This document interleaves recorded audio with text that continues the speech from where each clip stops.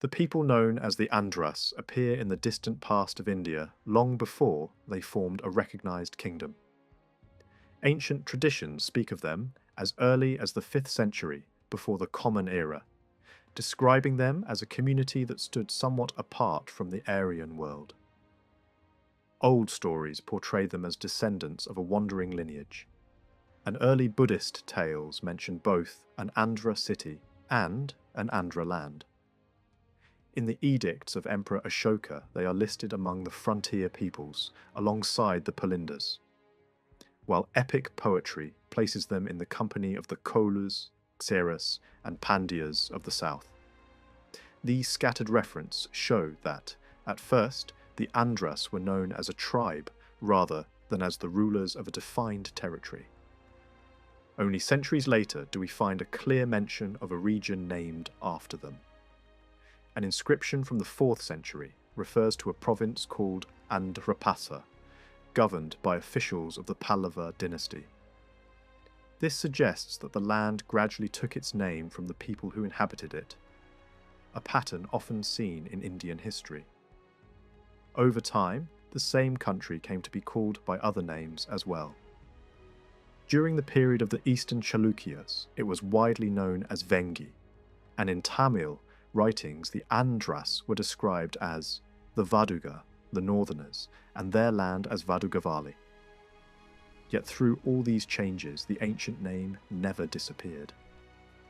Inscriptions from different centuries continue to speak of Andhra rulers and Andhra lords. One record from the 5th century celebrates a conqueror who subdued both Kalinga and the Andhra country. Another, written nearly 1,000 years later, still refers proudly to Andhradesa. These enduring mentions suggest that the Andhras preserved a strong sense of identity over many generations. Greek observers, too, regarded them as a distinct race, and the scripts that developed in their homeland show unique features not found elsewhere.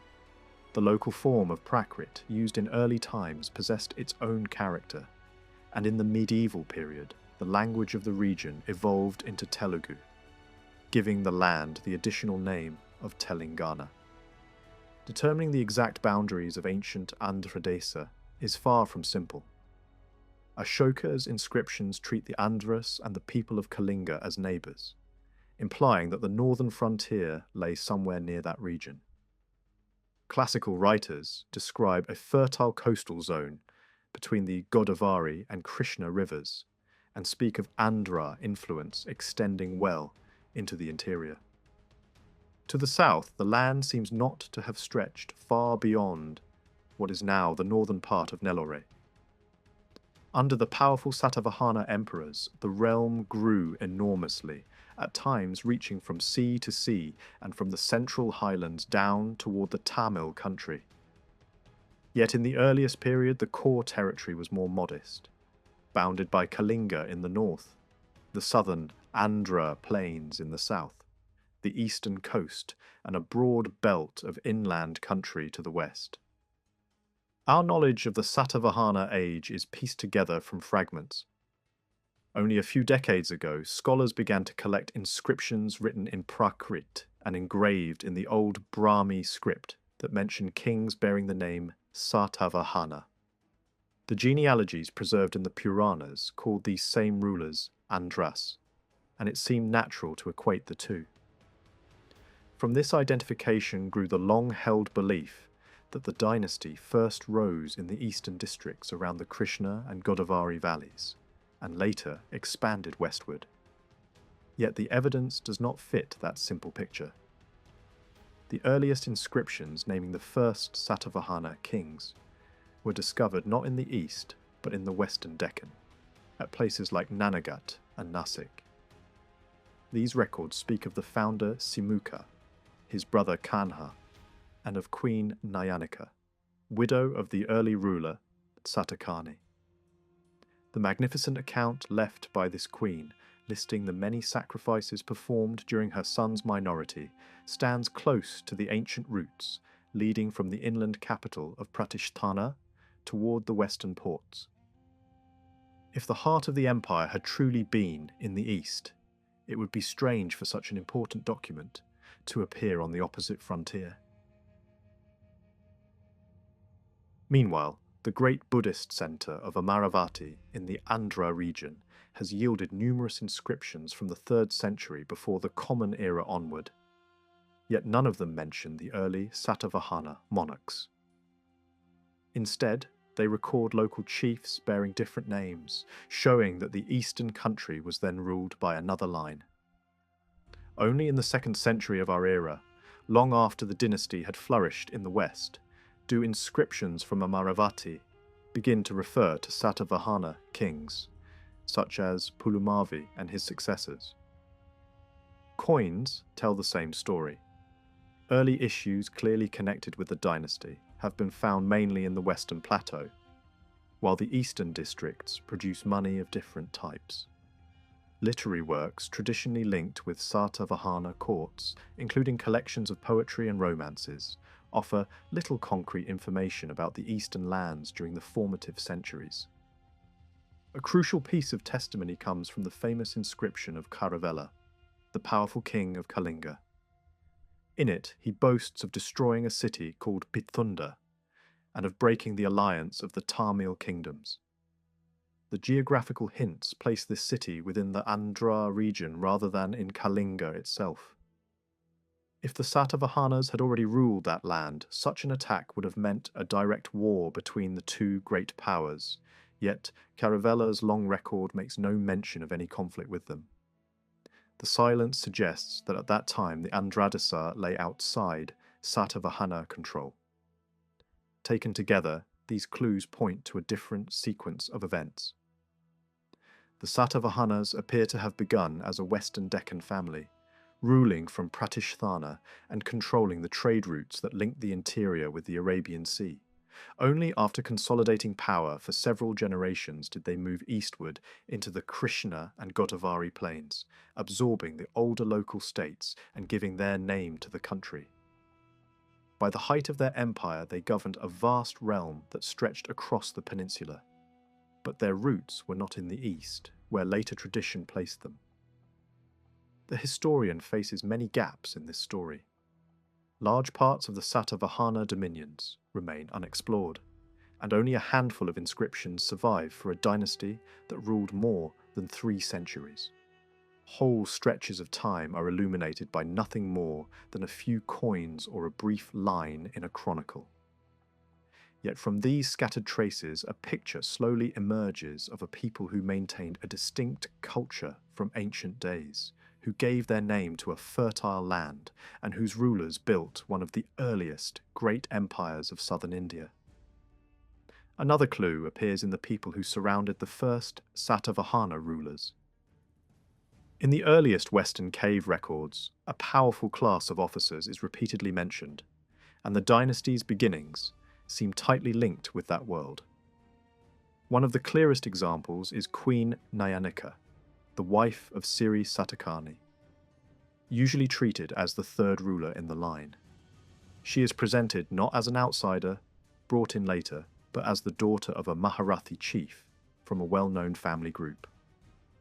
That kind of marriage connection suggests a court and an aristocracy rooted in the Western Deccan's political landscape, where such titles carried real weight. Coins push in the same direction. The earliest pieces commonly connected with the dynasty include 2 small issues, 1 copper and 1 lead, carrying a short royal legend. Scholars have debated exactly which Satakani should be attached to them, because small differences in letter forms can point either to an early king or to someone slightly later in the list. Even the copper piece shows features that make a later attribution plausible. What matters here is where these coins turned up and what they look like. They were found in Western India, and their style matches patterns typical of that region. The familiar Ojoyan emblem, the standing human figure, and the river design with fish, a motif also seen on coins from places farther north and west. A separate coin from Western India carries a longer royal legend that seems related, and while its lettering looks somewhat later, the forms are still close enough that the time gap cannot be stretched too far. There is also a set of large line coins, reported from the Andhra region, discovered at a deserted site in the Godavari area. Some have tried to connect them with later Satavahana rulers, and an argument has been made that their date might be early because they are struck on one side only. Yet there are reasons for caution.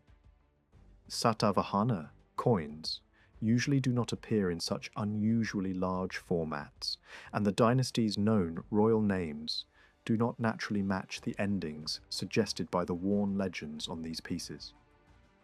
The reading itself is uncertain, and the name it seems to indicate evokes a different ruler, known from early Eastern records, a king associated with a lion group in local tradition. Even the ordering of titles on the coins looks different from typical Satavahana practice. If these coins belong to another line, then they do not help prove that the early Satavahanas controlled the Andhra country. A third coin, also cited as evidence from the east, has been read in more than one way. The surviving letters are incomplete, and a key sign that has been taken as one consonant may just as easily be read as another. If the first letter is reconstructed differently, the legend could simply be a shortened form of the common Satakani name. That creates another problem. Many kings carried that name in various lists, and the coin would not automatically attach to one specific ruler. The script does not solve the issue either. Letter shapes can linger for a long time, and older forms often continue in ceremonial or official engraving even when everyday writing has moved on. In this case, the animal design on the coin also matters. It has sometimes been described as a horse, but the features fit a bull more convincingly, with visible horns and a hump. Bull-type coins of this general style are especially common in Western India, and square pieces stamped with round dies are known from places like Ujjain and Iran. A single coin found in the East can easily travel there through trade, and trade between the plateau and the coast was constant.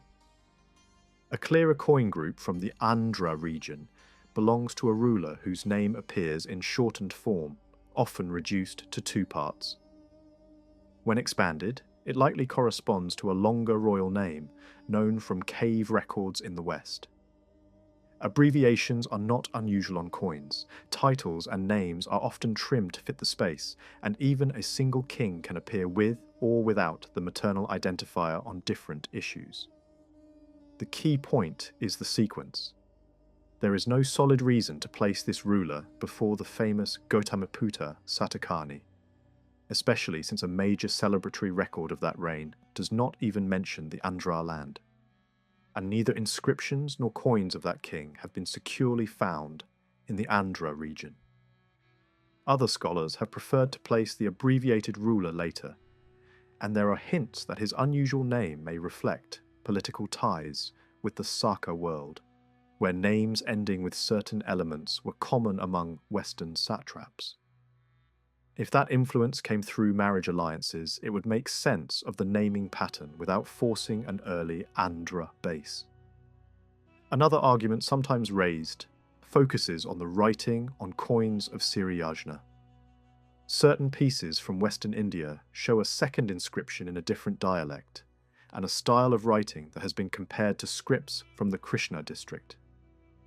From that, a theory has grown that the dynasty's old home must have been in Telugu country, and that the Western coins preserve a memory of it. But the comparison is not as secure as it sounds. There is now a closer parallel for those letter shapes in coins produced under Western influence, including issues modelled on satrap coinage. The distinctive forms may represent a local Western development, rather than a direct inheritance from an Eastern script tradition.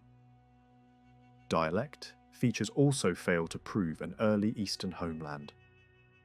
One of the supposed markers is not clearly present in the early Eastern inscriptions at all, and another appears only on later coins. With such distance in time and place, and with so many similarities to satrap models, it is difficult to treat the dialect argument as decisive. Archaeology adds a striking contrast. The Andhra region contains some of the oldest Buddhist stupas in the south, dating back to the 3rd and 2nd centuries before the Common Era. Yet those earliest monuments did not yield coins of the first Satavahana rulers. By contrast, stupas that were rebuilt or richly decorated in the 2nd century of the Common Era produce large numbers of coins from Pulamavi and his successors, including several rulers known from Western cave records. If the dynasty had been firmly established in the Andhra country from the beginning, it is hard to explain why the earliest sacred sites remain silent, while the later phase is so well represented. The dynasty's most recognizable habit, the use of maternal identifiers in royal titles, also tells a story. Such identifiers appear in early inscriptions from central and western India, even outside Satavahana rule, attached to donors and officials in major Buddhist sites. In the Western Deccan, Satavahana officers and feudatories use them frequently. In the Andhra region, however, they are rare until the 2nd century of the Common Era, and even then only a few examples appear. Later dynasties that ruled the Andhra country after the Satavahanas did not continue the practice. That pattern makes it more likely that the custom spread into the region after Satavahana expansion, rather than being native there from the start. Personal names point in the same direction. Certain endings and name styles appear repeatedly in the Western cave inscriptions and within the early Satavahana circle, including the Queen's own name. In the Eastern Deccan, these name patterns become common only after Satavahana kings, are first clearly mentioned there. Names resembling those of early Western records show up in Western cave contexts, and elements that appear in the dynasty's early naming traditions reach the Eastern inscriptions only later. Even a name found in a Western cave record closely echoes the dynasty's characteristic royal surname, strengthening the impression that the early court culture belongs to the Western environment. When these strands are laid side by side, a consistent picture emerges. The earliest political and social network of the Satavahanas appears anchored in the Western Deccan.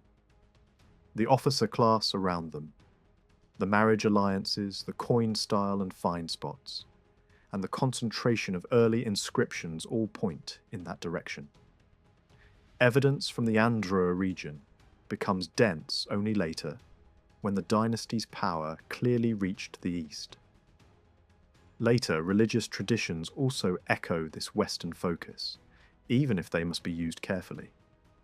Stories preserved in Jain circles place a famous teacher in a city closely linked with a ruler called Salavahana, and describe that city as an ornament of the Maharashtra land. The chronology in those traditions is complex, and the details cannot be treated as straightforward history. Still, when read alongside inscriptions and coins, they fit a broader setting in which Python stands out as the dynasty's seat in the early centuries. A brief saying preserved in another Jain context links a western port city with Python, Salivahana, and a figure named Nahavana. This pairing is important because it suggests contemporaneity between a Satavahana ruler and the western satrap known from other sources as Nahapana, a man who seized parts of the western coast and the Deccan from Satavahana control.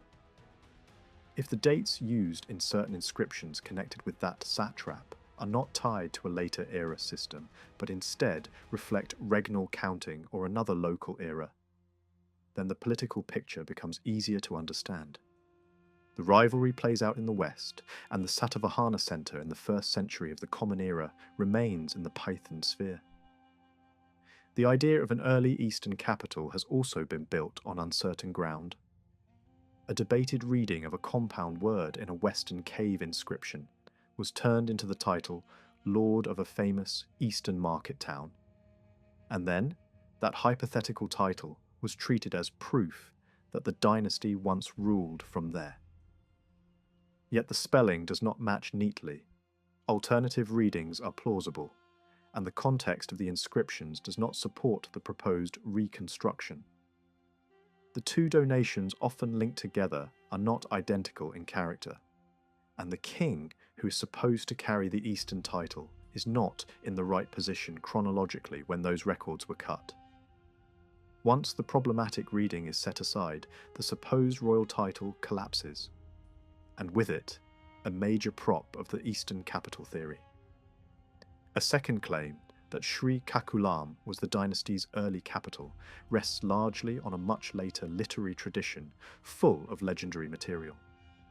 In that tradition, early Satavahana figures are said to patronize the first Telugu grammarian, and later writers are mixed into the same narrative. But the development of Telugu as a distinct language belongs to a far later horizon than the dynasty's early rise, and the grammatical works involved are themselves products of much later centuries. A testimony separated by such a long distance from the events cannot be used as the basis for a firm historical statement. The older model also demands something close to the impossible. In order to reconcile certain lists with the Western inscriptions, it imagines a lightning expansion from the eastern river plains to the far west within only a couple of decades. That would require sustained campaigns across difficult terrain, the rapid building of administrative control, and large coin issues to support the new system. Yet the first two rulers appear in only the briefest inscriptions, with no record of great achievements, and coins in their names are absent both in the west and in the east.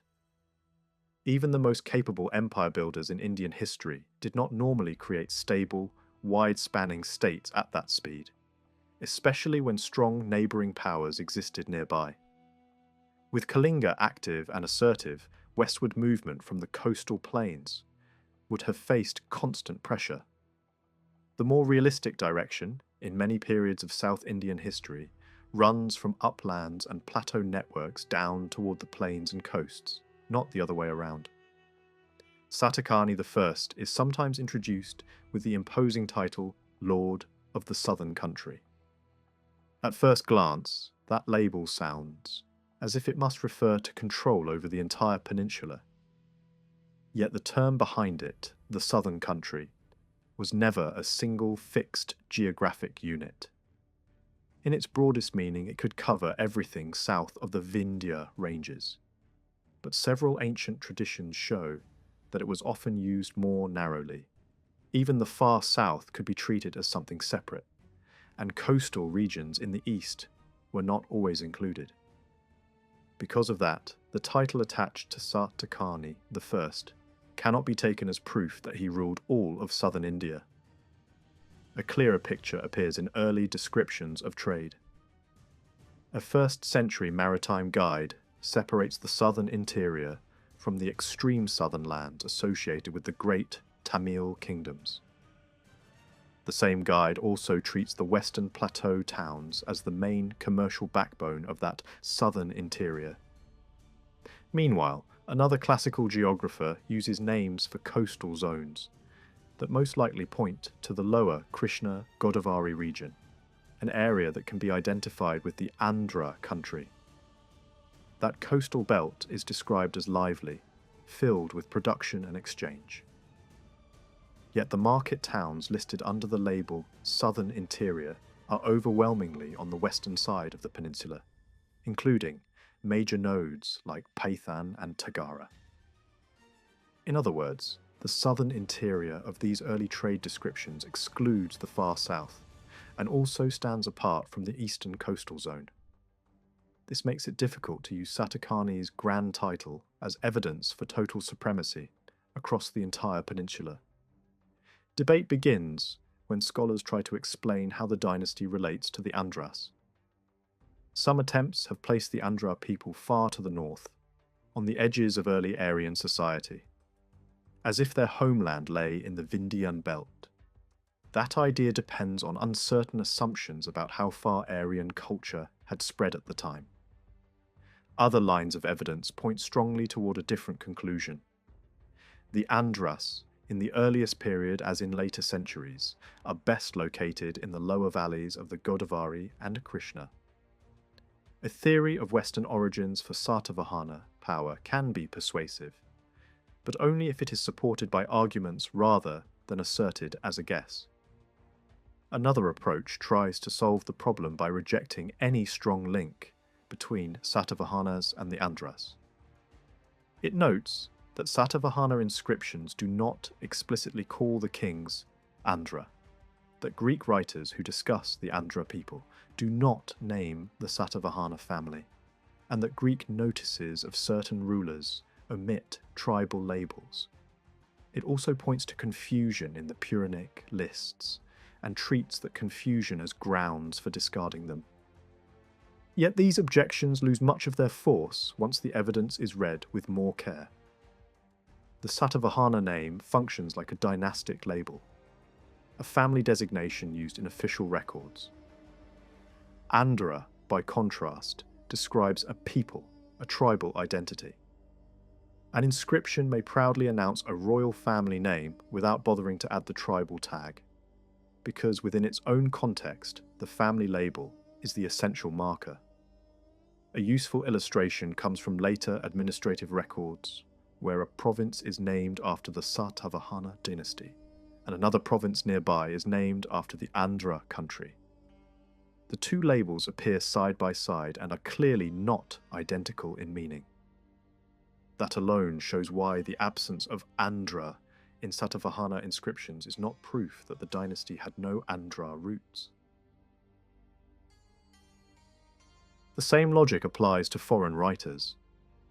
A Greek observer might describe a region or a ruler without supplying a full dynastic title. The omission of a family name does not mean it did not exist, and the omission of a tribal label does not mean the ruler had none.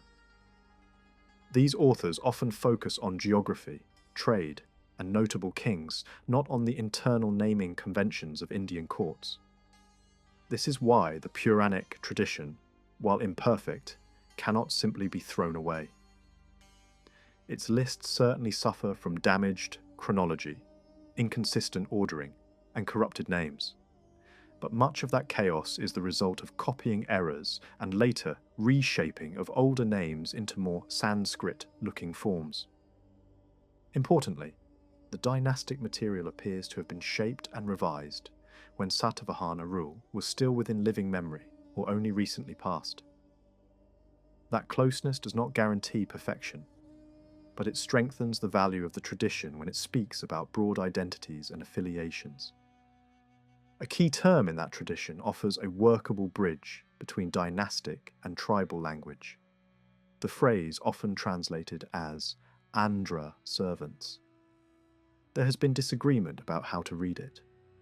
One reading would make the phrase mean servants of the Andhras, as if the Satavahanas served an Andhra dynasty. Another reading treats it as Andhra servants, meaning Andhras who held subordinate offices under a larger power. The second reading fits the grammar better in the relevant passages and matches a wider historical pattern. A dynasty can be described by a family name in inscriptions, while being remembered by its tribal identity in narrative tradition, especially if its early leaders rose through service under an empire. That opens a plausible historical scenario. The Andhras, while under Mauryan supremacy, may have enjoyed a measure of autonomy, but semi-independence did not prevent members of local elites from holding offices under the imperial structure. Other groups classed as frontier peoples appear in similar roles, including foreign communities whose leaders served as governors. The movement of officials and military men across the Mauryan system could create dynastic drifts, with branches of families relocating far from their original homeland. Indian history offers many parallels for such movement. Later centuries preserve clear examples of clans that originated in one region and appear generations later as rulers or chiefs elsewhere, often because they entered service under stronger kings and then carved out positions of their own. A line can travel from the north to the Deccan, from the coast to the plateau, or from one conquered zone to another, carried by political dependency, appointment, or opportunistic migration. In the same way, Andhras tied to a ruling or aristocratic circle could have entered imperial service and been posted in the western Deccan, where the infrastructure of the empire was strong and routes to ports and inland markets were crucial. If so, the early Satavahanas may have risen not first in the eastern homeland of their wider people, but in the western land where their branch had settled and where they had built alliances. There is even evidence that parts of the western Deccan fell directly under imperial administration, which would have created the administrative environment in which such a family could thrive. After the imperial centre weakened, ambitious local leaders posted far from home could find it easier to seize power where they already possessed influence, rather than attempting the far harder task of overturning authority in their distant birthplace. This remains a reconstruction, not a certainty. The Western founders might have belonged to a royal family from the Andhra country, or they might have been high-status nobles, military adventurers, or officials who rose rapidly through imperial service. Either way, the early dynasty appears closely bound to Western power networks. Later, traditions place the first great seat at Pythan, and early evidence shows strong connections with Maharathi elites, through both office and marriage. Such alliances resemble other well-known patterns in South India, where rising houses use strategic marriages with regional power groups to secure legitimacy and manpower. If the old tradition about Andhra servants reflects reality, then the early dynasty may also have been supported by a cohort of Andhras who had moved west over time, creating a familiar social base in their new setting. The first phase of expansion would then naturally focus on the western and central regions. Maharashtra, north and south, Malwa, and the Central Highlands. Only after that consolidation would the eastern coastal plains become a major arena of Satavahana power. From here, the story turns to the earliest rulers themselves, and the problem of dating their rise. Some chronologies have tried to tie the beginning of the dynasty to the reign of a powerful king of Kalinga, but the supposed chronological anchor in that king's famous inscription does not hold up under repeated examination.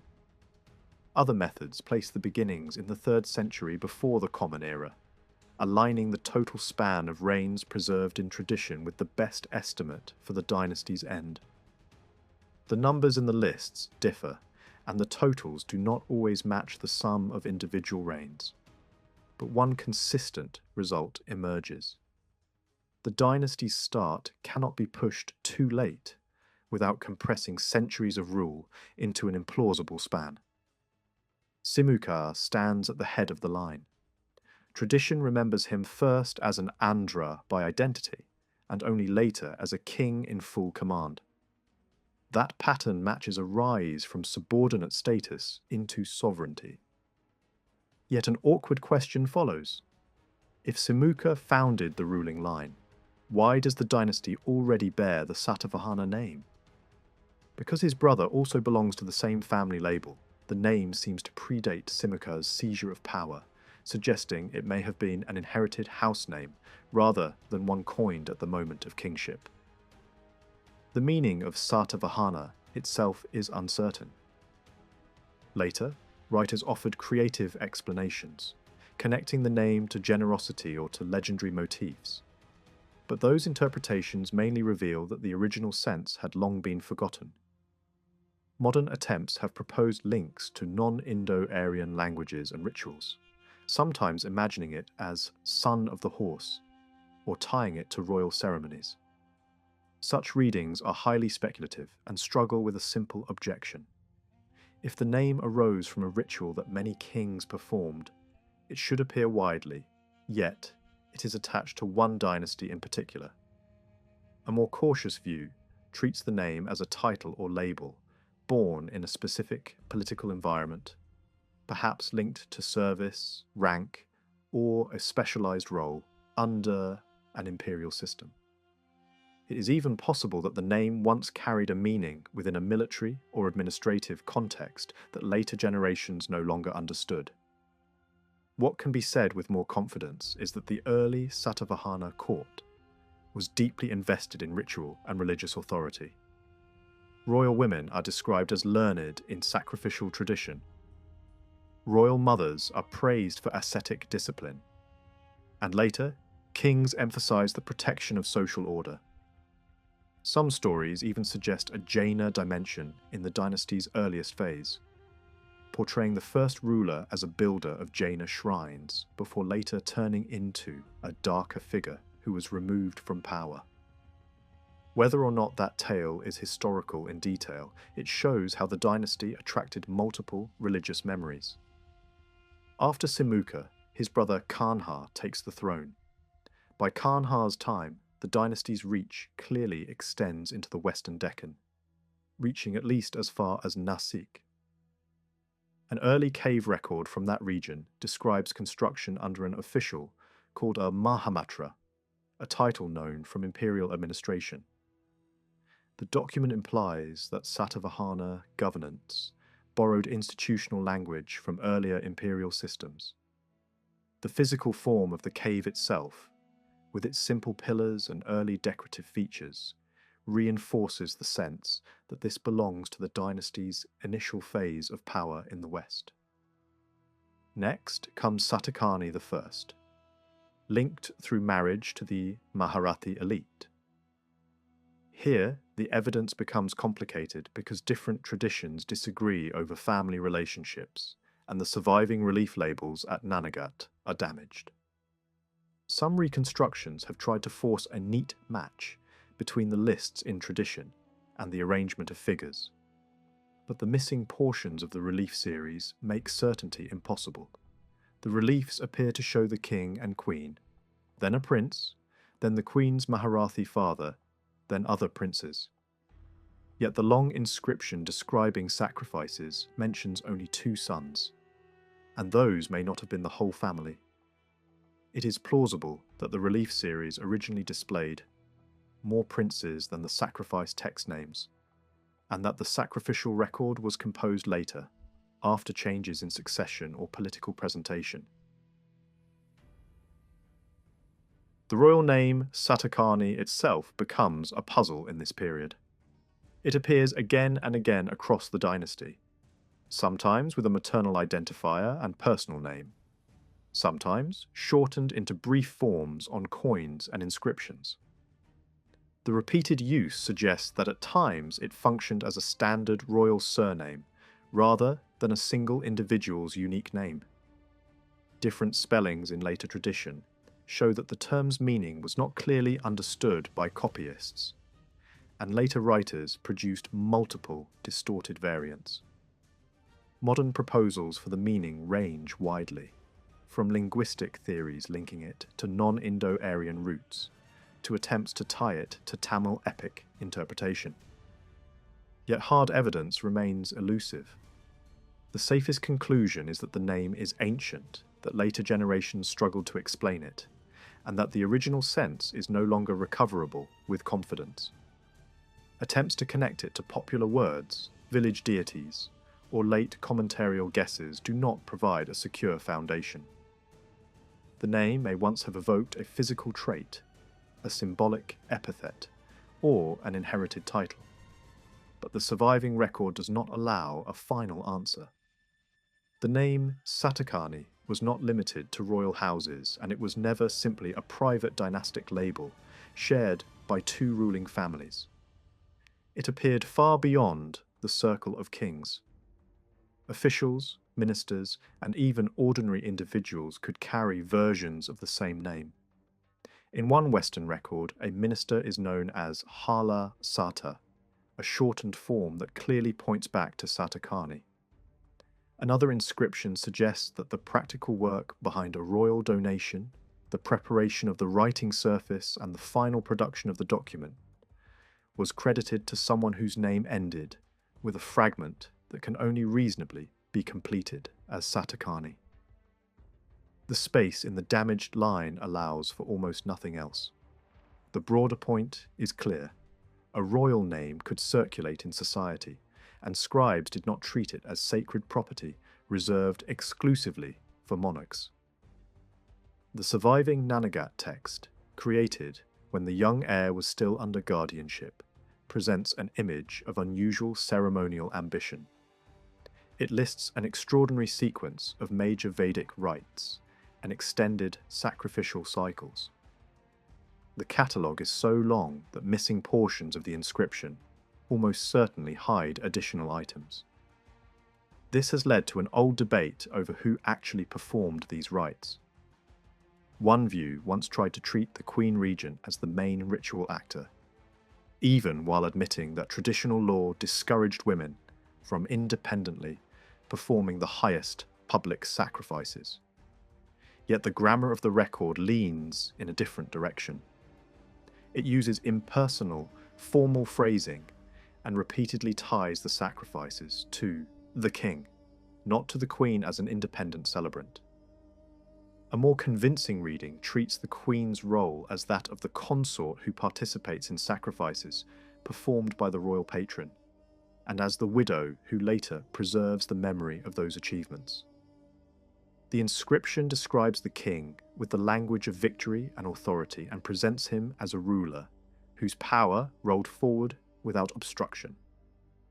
The structure of the text also suggests that the Queen's section functions as an introduction to deeds already completed, not as a diary of actions personally carried out by the regent. Taken together, the most natural explanation is that the rites were associated with Satavahanas himself, and that the record was engraved after his death, shaped by grief and political memory. Under that interpretation, the long list of rituals becomes less a bureaucratic inventory and more an official memorial, the public praise of a ruler whose reign was remembered for expansion, legitimacy, and the aura of sacred kingship. That raises an old chronological question. Can Satavahanas be securely linked to the famous Kalingan king Kharavela? One line in Kharavela's inscription describes a western expedition that advanced to a river and threatened a city, presenting the campaign as being carried out without regard for a king whose name resembles Satavahanas.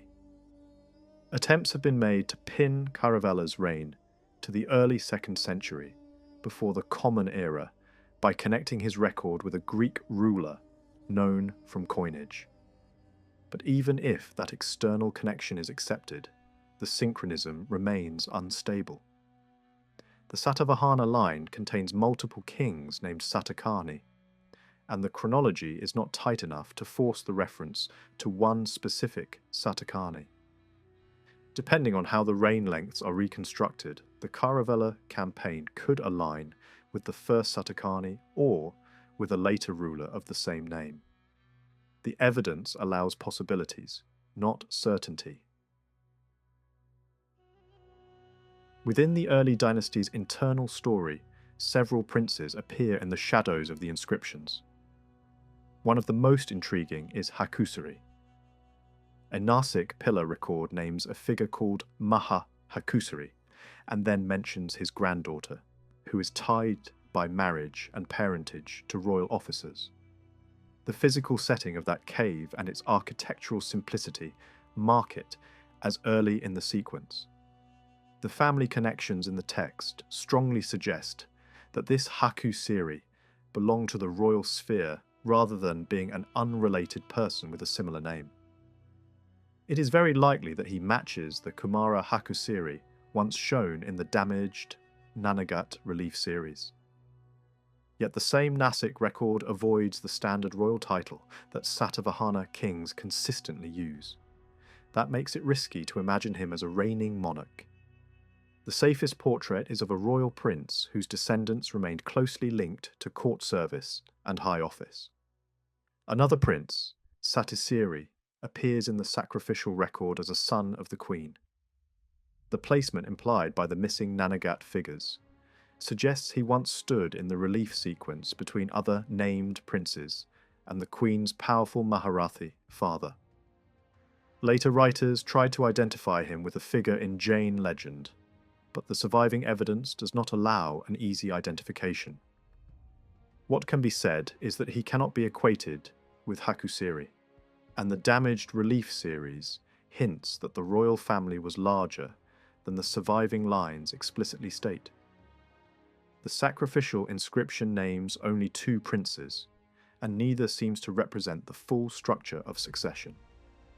This creates the impression that the sacrifice record was composed later, selecting only those sons relevant to the moment, while earlier reliefs may have presented a fuller genealogy. Some names that appear in only a handful of manuscript traditions may not represent real rulers at all. Certain lists seem to insert extra names simply to fill out a desired total, and in such cases it becomes reasonable to doubt whether every early figure in every version actually existed. When the record grows thin and inconsistent, invention and manuscript drift become real dangers. Among the early Satavahanas, the second Satakani stands out in the tradition for an exceptionally long reign. Whether that precise duration is historical or exaggerated, it is supported indirectly by coin evidence that suggests a broadening sphere of power. From Western India come square coins bearing a partially preserved legend naming a king Satakani. Their fabric and symbols resemble coin traditions associated with the Malwa region, including distinctive border patterns and recurring signs. The square form itself is significant, since certain regions and mints are known for square issues rather than round ones. These coins, taken together, point toward Satavahana influence reaching into eastern Malwa, while earlier issues indicate that parts of western Malwa had already been drawn into the Satavahana orbit under a previous ruler. The implication is a steady outward push, rather than a single explosive expansion. There has been an attempt to assign these coins to later kings, including famous rulers, known from grand inscriptions. But the letter shapes on related early inscriptions do not support a late date. The script forms belong to an earlier phase. In addition, some supposed identifications rely on uncertain assumptions about whether a particular maternal title refers to a king or to another individual. When the epigraphic details are read carefully, those conjectures become hard to maintain. A different early king emerges more clearly because his name appears on a substantial copper coin, found far to the northeast, in the direction of the modern Central Highlands. The legend preserves his name as Apalaka, preceded by honorific language, and the coin carries a strong emblem associated with authority, with an elephant motif that is executed with surprising confidence for an early issue. The reverse is blank, a feature often associated with earlier stages of coin production. Several letter forms also look only slightly more developed than those on the earliest Satavahana pieces, reinforcing the impression that Apilaka belongs near the beginning of the sequence, rather than among the later rulers. Even so, caution is necessary. The fine spot of a single coin cannot, by itself, map the true borders of a kingdom. Coins travel along trade routes, through gifts, through military movement, and through the long afterlife of circulation. Yet the Apilaka coin fits a broader pattern. Early Satavahana Poltin coins are strongly associated with the central regions, suggesting that commercial and political connections between the western Deccan and the central interior were active from an early date. The coin evidence hints that by Apilaka's time, Satavahana influence may have touched the Central Highlands, even if direct rule cannot be proven from one object alone. Traditional king lists assign Apilaka a reign of 12 years and place him as the son of a ruler named Lambodara. Those details may preserve a real succession outline, even if the lists are imperfect in other areas. What remains important is the historical direction implied by the combined evidence. The early dynasty is not confined to a single narrow homeland, and the sequence of kings, sacrifices, and coinage points toward a gradually expanding power base, one that spread through western and central routes, before fully transforming into the broader imperial structure associated with the later Satavahanas. From the reign of Apilaka to the reign of Hala, the historical trail goes cold. The lists preserve a string of Satavahana names in between, but for the modern reader they are little more than labels on a page. In that gap there are no clear inscriptions that speak in detail, no decisive narratives, and no firm sequence that can be tested step by step. Yet the discovery of a single object, like the coin attributed to Apilaka, shows how quickly that darkness could be pierced. One strong piece of fresh evidence can do two things at once. It can confirm that the old ordering was not pure invention, and it can also reveal the political geography and cultural atmosphere of an age that otherwise seems silent. The period between Apilaka and Hala may still look empty, but it does not have to remain so forever. It is an interval waiting for new finds. Hala himself stands on much firmer ground because his name survives in several traditions and literary memories. Some later writers treated Hala as if it were simply another shape of the larger dynastic title.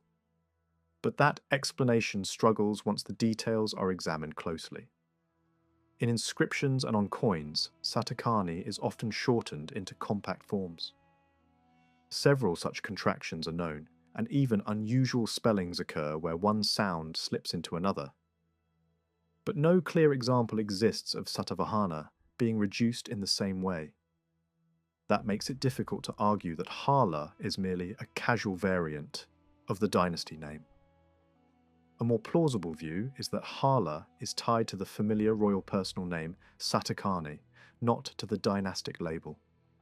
Sound shifts and spelling habits in the records make that route easier to imagine. In that sense, Hala may be a form that grew out of a longer royal name, rather than a new dynastic title. Whatever the exact origin of the word, Hala's reign is remembered for something more visible than palace politics. It introduces an era associated with literary energy.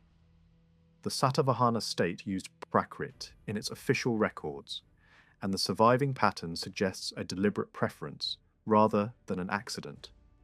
Rival powers in the West leaned in the opposite direction, moving towards Sanskrit in certain public texts, while Satavahana documents remained firmly in Prakrit. Even when members of the Western ruling house married into Satavahana circles and brought their habits with them, the Satavahana court did not abandon its normal administrative language. The public inscriptions of major Satavahana rulers and their immediate successors remain strongly Prakrit in tone and structure. The contrast is striking, and it points to a cultural policy as much as a scribal convention. Hala is traditionally linked with a famous collection of short lyrical verses in Maharashtri Prakrit, a work shaped as an anthology rather than a single continuous poem. The tradition portrays him as a compiler who refined existing material, pulled scattered pieces into a coherent set, and improved what he inherited. Some verses preserve the names of earlier poets, and the collection itself appears to have been edited and rearranged many times after its first core was formed. Even so, the heart of the anthology seems to belong to the early centuries of the Common Era, and it suggests that Prakrit lyrical writing had already developed a deep reservoir of themes, styles, and voices. The opening blessing of the work looks toward a major deity, hinting at the religious climate in which courtly taste and devotional language could coexist. Later, commentators also preserved the memory of multiple contributors. which strengthens the impression that the anthology was never a solitary creation, even if the royal name was attached to it as a symbol of patronage and prestige. The impact of the anthology did not remain local. Lines from it were quoted by later critics and theorists of poetry, which implies that its verses travelled widely and became part of the standard literary storehouse. Later, writers even speak as if Hala created a treasury of song, as though the act of collecting and selecting was itself a royal achievement. In some traditions, that idea becomes a dramatic story. A king who pays extraordinary sums to secure rare verses, gathering the best compositions of poets and sages, and turning them into a single celebrated book. The details of such tales may be exaggerated, but they reflect a consistent memory of one thing. Hala's age was imagined as a moment when Prakrit literature was valued at the highest level. A different text, the romance centered on Lilavati, offers a more narrative glimpse into the reign, though its tone is shaped by storytelling rather than documentary reporting. In that tale, military action reaches across the sea, and a commander wins fame through campaigns carried out in the name of the king. The story then turns toward the Godavari region, where the commander encounters the name and fame of a young woman linked to a distant royal household. Returning to the capital, he reports what he has learned, and the king himself sets out. The narrative combines war, travel, and the defeat of a monstrous threat, ending with the king's marriage to Lilavati and a ceremonious return to the capital. Place names and regional markers anchor the plot in recognizable geography, even if the supernatural elements remind the audience that this is courtly romance, not archival history. Still, it is valuable as a window into how later memory imagined the reach of Satavahana power. The sea is not a barrier. Commanders move with armies, the Godavari landscape becomes a stage for royal action, and the capital remains the point to which all roads return. After this literary interlude, the focus shifts sharply to the later rulers, where inscriptions become more abundant and administrative habits become more visible. One of the most distinctive changes is the appearance of metronymics in royal names. Earlier rulers do not reliably display this feature, but later rulers do, and soon it becomes common. The pattern suggests that this was not a random fashion. The kingdom still passed through male succession, which implies that the maternal label did not replace the father's line as the backbone of inheritance. Instead, it seems to have functioned as a social rule, a way of organizing marriage alliances and kin categories, especially when the royal family repeatedly married into a narrow set of prestigious lineages. The maternal names are connected to well-known Vedic Gotra labels, and the range is surprisingly limited. The repetition of only a few such labels hints at a marriage system that circled through the same network again and again. This naming practice did not remain confined to kings. Prominent feudatory families and regional elites use similar maternal markers, and successor dynasties in the Eastern Deccan later adopted the same habit. In some cases, the maternal label appears even without an accompanying personal name, showing that it could function as a strong identifier by itself. The spread of this practice through allied houses suggests that it moved along marriage channels from court to court as families interlinked. In regions like Malwa, maternal naming conventions are attested earlier and in wider variety, including labels tied to places, clans, and gotras. When Satavahana influence expanded into those areas, marriage connections with local elite families may have carried the custom back into the royal household, where it eventually became a standard part of royal style. These developments matter because they shape how later inscriptions describe identity and legitimacy. The use of Gotra-based maternal names does not automatically prove that the dynasty belonged to a priestly caste. Royal inscriptions use honorific phrases that praise protection of Brahmins and uphold social order. But such phrases can be political and ceremonial rather than literal statements of caste origin. Other expressions in the same records point strongly toward a warrior identity, and royal self-presentation often fits the ideal of a righteous king rather than a hereditary priest. The early records also lack the kind of detailed Gotra self-definition that would be expected if the dynasty's primary identity was priestly from the start.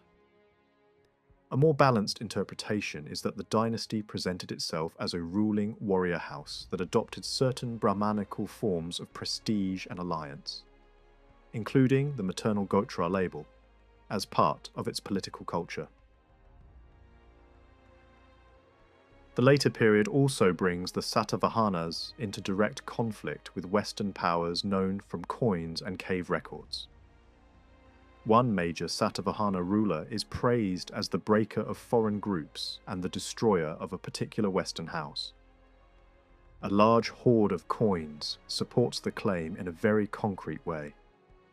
Many coins of the defeated ruler were overstruck by the Satavahana victor, a typical sign that conquest had been followed by an urgent need to reassert authority and stabilize currency. Inscriptions also show grants and administrative acts issued from a position of victory, and they imply the recovery of territories that had previously fallen under Western control. Ports and trade routes were caught in this struggle as well. A maritime guide from the same broad era preserves echoes of the tension by describing how shipping was redirected and how commercial traffic was pulled toward a Western harbour rather than a Satavahana port. Even a few lines like these suggest that the rivalry was not only about armies and land, but also about customs revenue, merchant access, and the control of coastal gateways. Dating this conflict has long been contentious because the Western inscriptions include year numbers without a universally agreed era. Some historians once fixed those dates to a famous chronological system, then built an entire structure of later chronology on the resulting equation. But other evidence complicates that neat picture. Records from a remote Western area preserve an unusual wording of royal names and titles, and they can be read as indicating a period when a father and son held authority concurrently, one as senior ruler and the other as junior.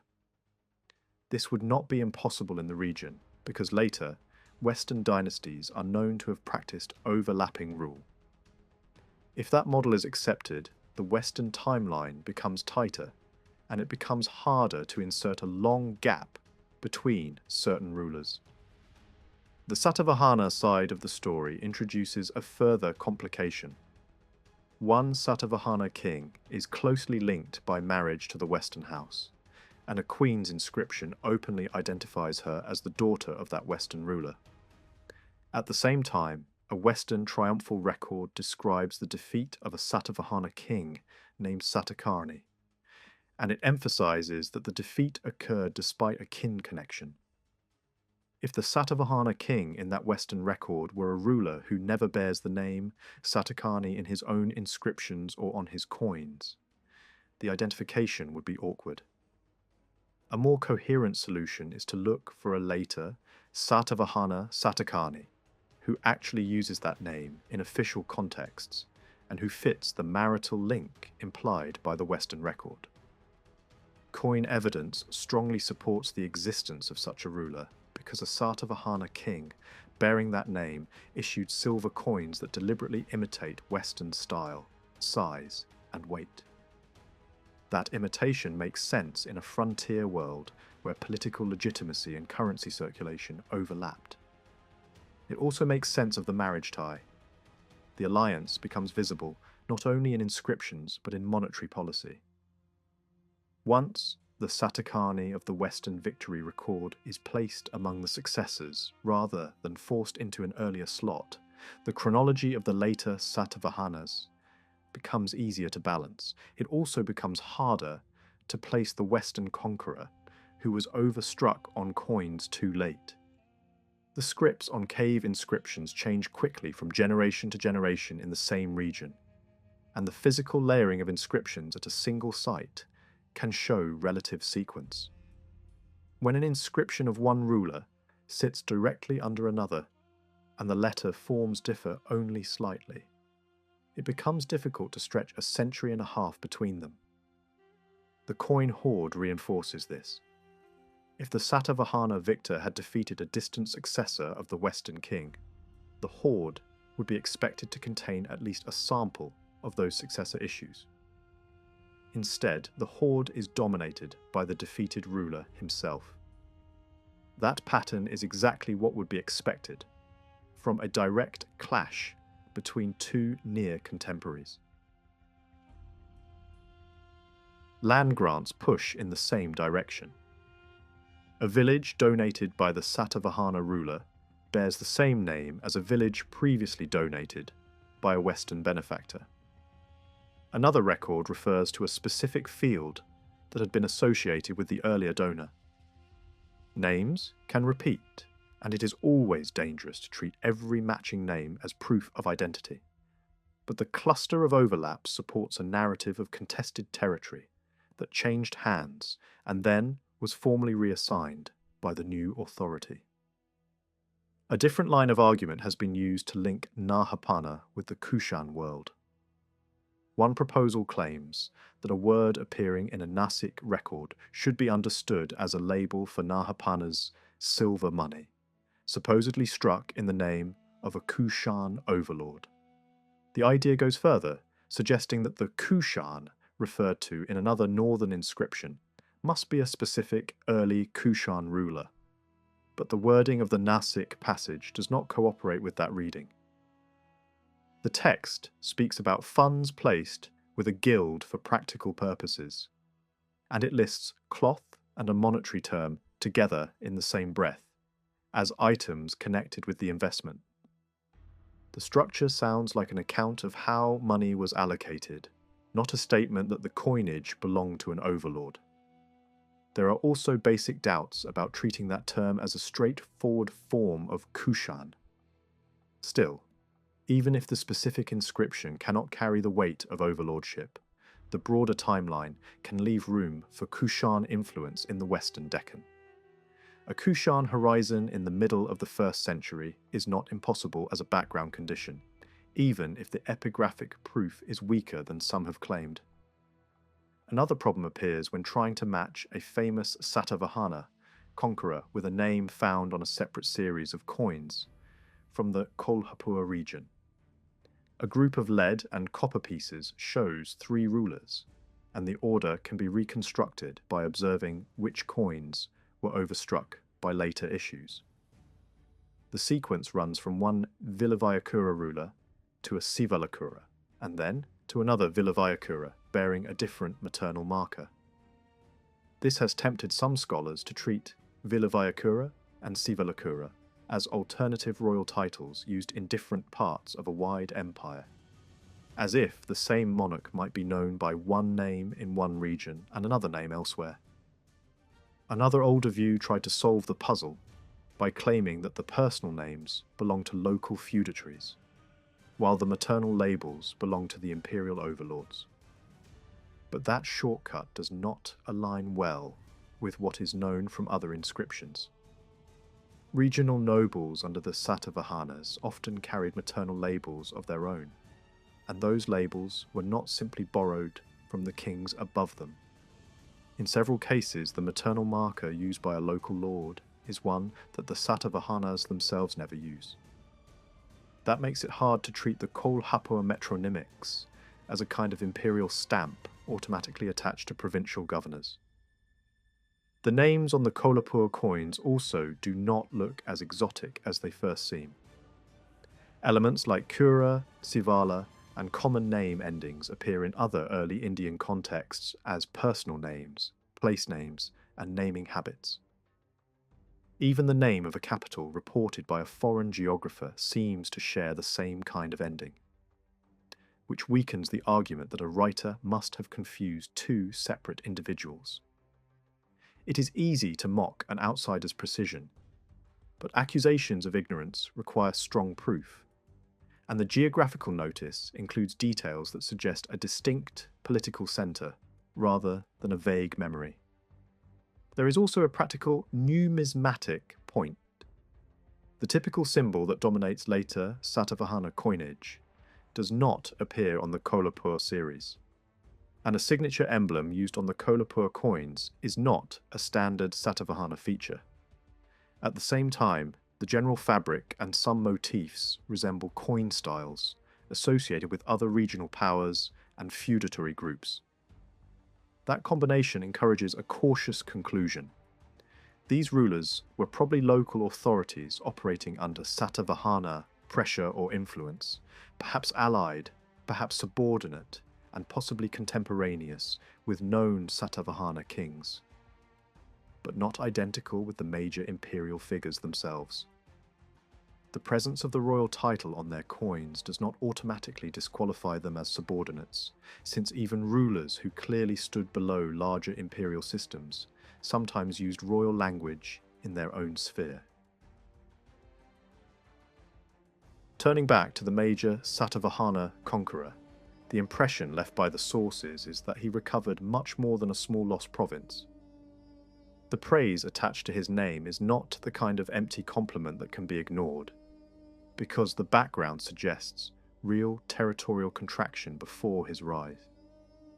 When inscriptions list the regions connected with his rule, the list is better understood as a record of areas brought to heel or brought back under control, not necessarily a full map of everything he ever held.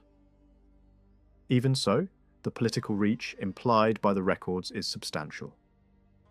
Military forces are described with reference to key centres, and the geography of his claimed authority is framed through major mountain chains and ranges that outline the Western Deccan and adjacent zones. That language creates a broad stage, but it is still important not to overread poetic claims. A flourish about horses drinking from 3 seas does not automatically prove uninterrupted dominion from one coast to another. In this period, royal inscriptions often compress ambition into imagery, and the imagery can describe fame and expedition rather than administrative control. The regions most strongly anchored by the record cluster in northern Maharashtra and the Western Corridor, along with zones reaching into Malwa and the coastal belt. Several names point toward the Deccan heartland, others toward the upper Narmada region, and others toward the western seaboard. These references fit a ruler whose core struggle was against Western rivals, and whose victories opened routes across trade-rich landscapes. On the other hand, the epigraphic trail is surprisingly thin for the lower Eastern Deccan at this stage, and the absence of strong contemporary inscriptions from that area makes it risky to describe the eastern coast as firmly held simply because later Satavahana memory becomes deeply tied to that region. The safest portrait is a ruler whose decisive arena was the Western Deccan and its northern extensions, whose victories restored shaken prestige, and whose power radiated outward through conquest and alliance. After him, his son appears as successor and is attested in inscriptions over a long span. Long enough to make a reign of more than 2 decades very plausible. Traditional lists give him a reign in that range as well, though they sometimes compress or misallocate years when compared to stone records. This mismatch is not unique. It is part of a wider pattern where traditional totals do not always match epigraphic minimums.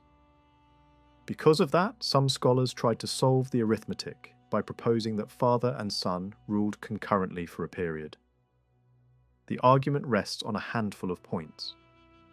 The repeated celebration of the father's achievements in a text dated to the son's regnal years. The way a royal grandmother is described with double titles. The mention of a merit transfer to the father, and the fact that the son's own exploits are not praised in the same way in one prominent record. but each of these points can be explained without a joint reign. A royal woman can simultaneously be mother of a king and grandmother of a king without implying that both kings are alive or reigning at the same moment. Memorial inscriptions routinely praise dead kings, and the more brilliant the father's career, the more natural it is that his shadow dominates the rhetoric even after his death. The transfer of religious merit, in particular, is typically aimed at the departed. If a text speaks of offering merit to a father, that often signals that the father is no longer living. It would also be strange to assume that a queen would describe her son as living in one record and then carefully avoid such language in another if the political situation were identical. A more human explanation fits better. The later inscription reads like a mother's tribute, composed after loss, shaped by pride, and focused on the memory of the man whose victories defined her world. The apparent problem of two grants connected with a single cave can also be resolved without inventing a co-regency. A cave complex is not a single instant event. It can be planned under one reign, begun under another, expanded in phases, and ceremonially completed later. A ruler might authorize the undertaking and attach lands to support it, while a royal patron later finishes the work, adds cells, refines the facade, and then commemorates the completion with a fresh dedicatory statement. Architectural clues support this kind of staged development. A veranda with cells can function as a self-contained unit, and later, additions can extend the plan without changing its basic logic.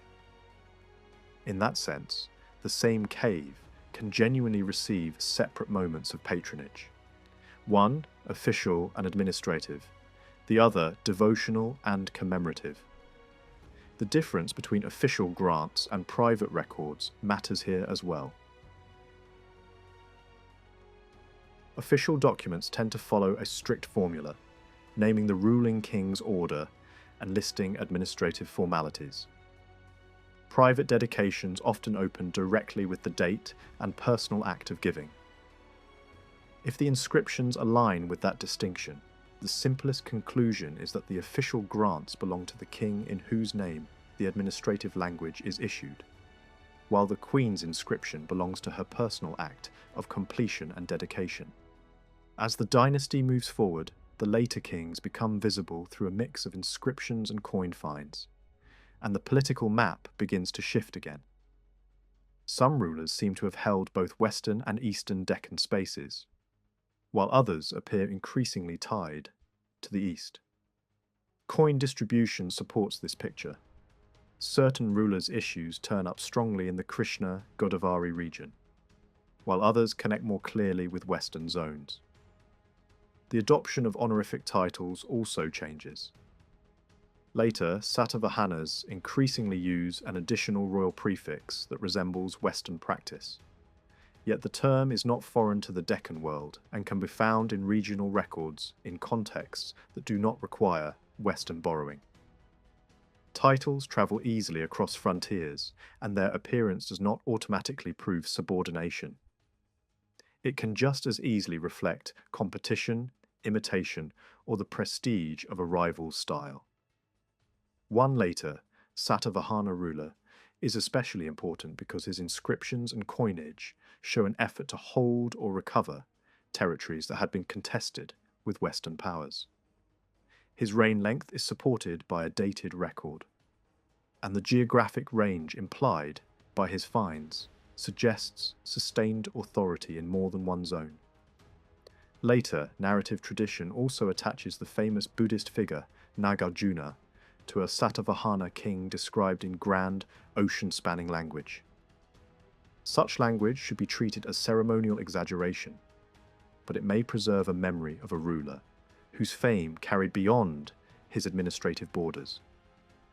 When later, travellers repeat a story about a king aiding a great teacher and carving out a monastery on a mountain, it reveals how strongly royal patronage and religious legend fused in public memory. Exact identification is difficult because more than one Satavahana ruler could fit parts of the profile, but the overlap in timing makes the association plausible as a cultural memory rather than a proven historical fact. Toward the end of the dynasty, the evidence hints at contraction in the west and a stronger pull toward the eastern coast. One ruler's dated inscriptions suggest influence in Kalinga or parts of it, while the rise of Abhira power in the northwestern Deccan around the same period would explain why the western half of the Satavahana world becomes harder to trace afterward. Finally, a later inscription from the far south names a Pulumavi of the Satavahana family, dated to an 8th regnal year, but the form of his royal style is different from the earlier famous Pulumavi. He lacks the maternal label and the special honorific prefix that the earlier Pulumavi regularly carries. The script style also looks later and closer to the alphabets of the post-Satavahana age in the lower Deccan. Traditional lists end with a Pulumavi, and that fits the impression that this later figure may represent the dynasty's final phase, when its name still carried prestige, but its political world was fragmenting. Traditional reign lengths may not match inscriptions perfectly, yet that mismatch has precedent.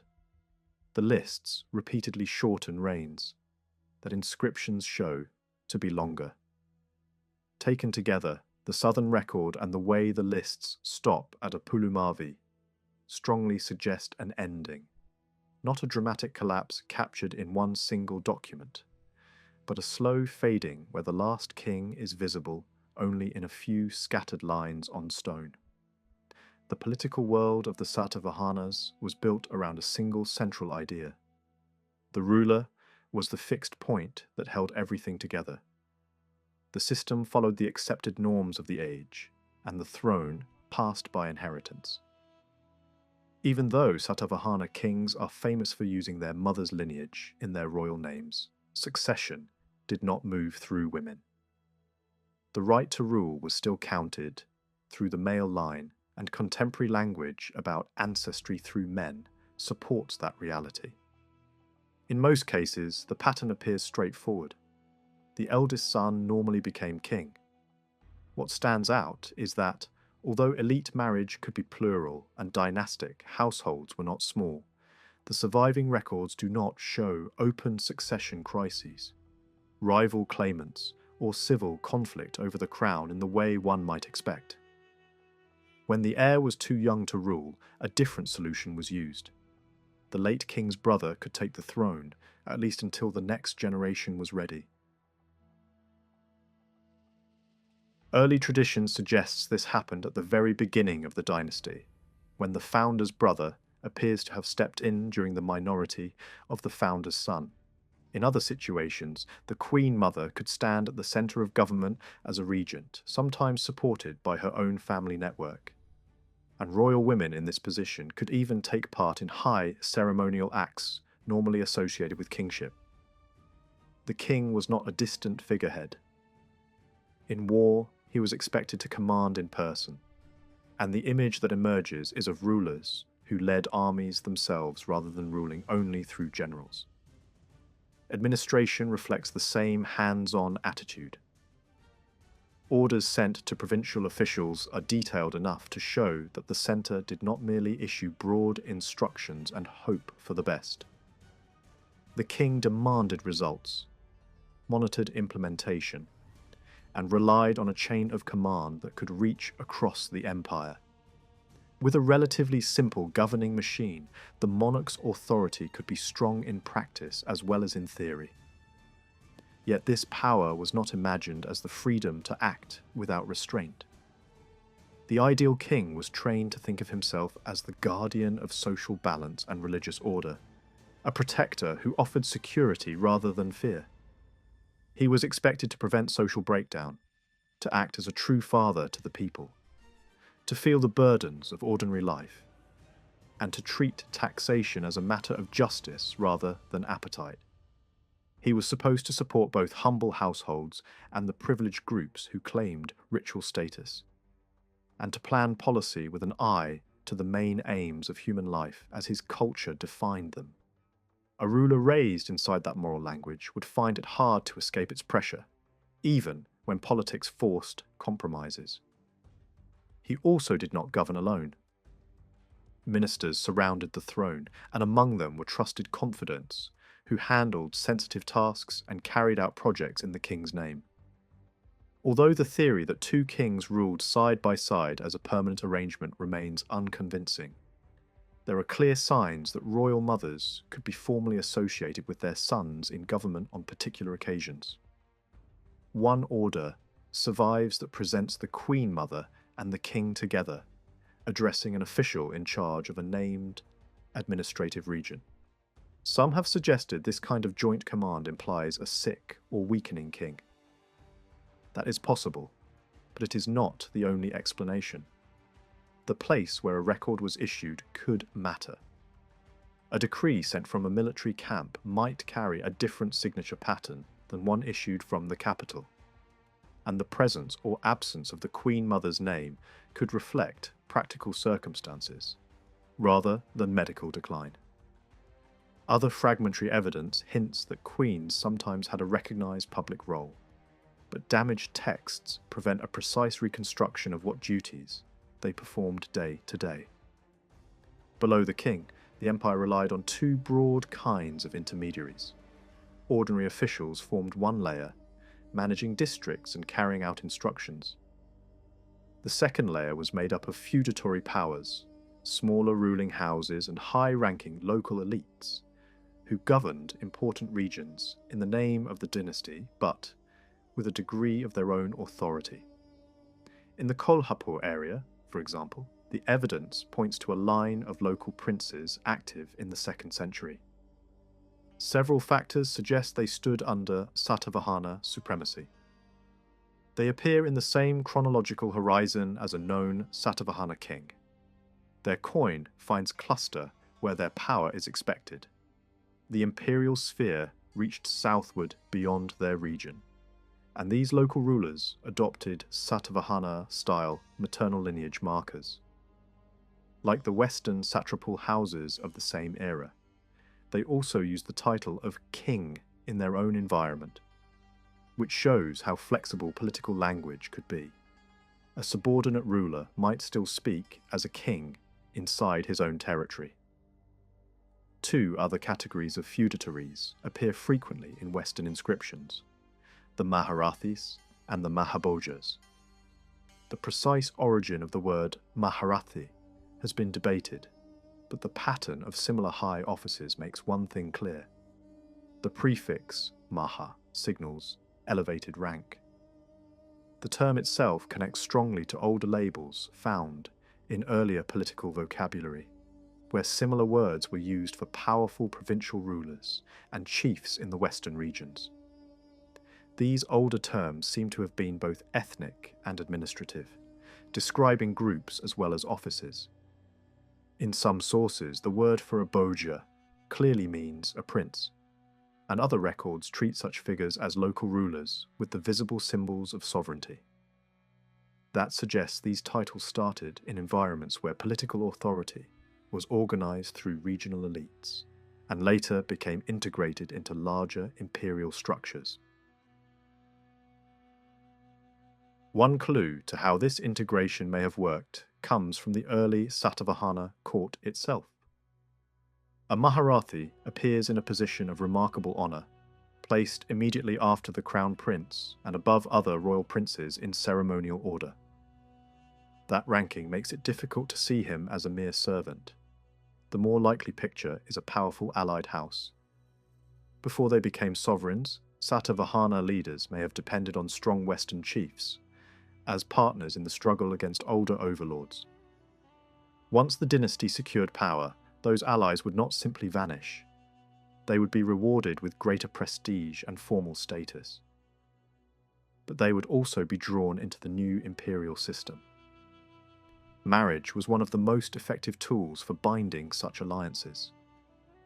Dynastic unions could turn a political partnership into something harder to break, and the Satavahana world shows signs that this strategy was used to strengthen the imperial centre. The title Mahabhoja seems to have developed along comparable lines. It is securely attested under later regional successors as well. But signs in the letter forms and carving styles suggest it existed earlier than that, emerging by the early centuries of the Common Era and possibly taking shape by the first half of the 1st century. The title itself means something like Great Prince, but the way it appears in inscriptions suggests its holders were not fully independent kings.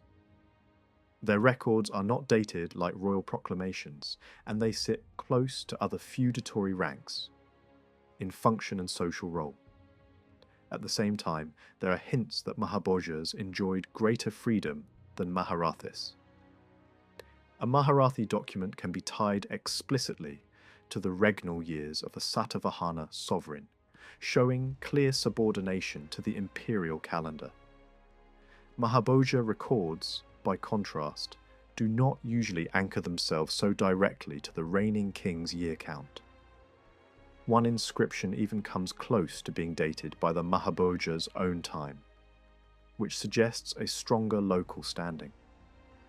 Taken together, the evidence supports the idea that the Mahabhoja title could outrank the Maharathi title in practical independence, even if formal hierarchies were not always stated bluntly.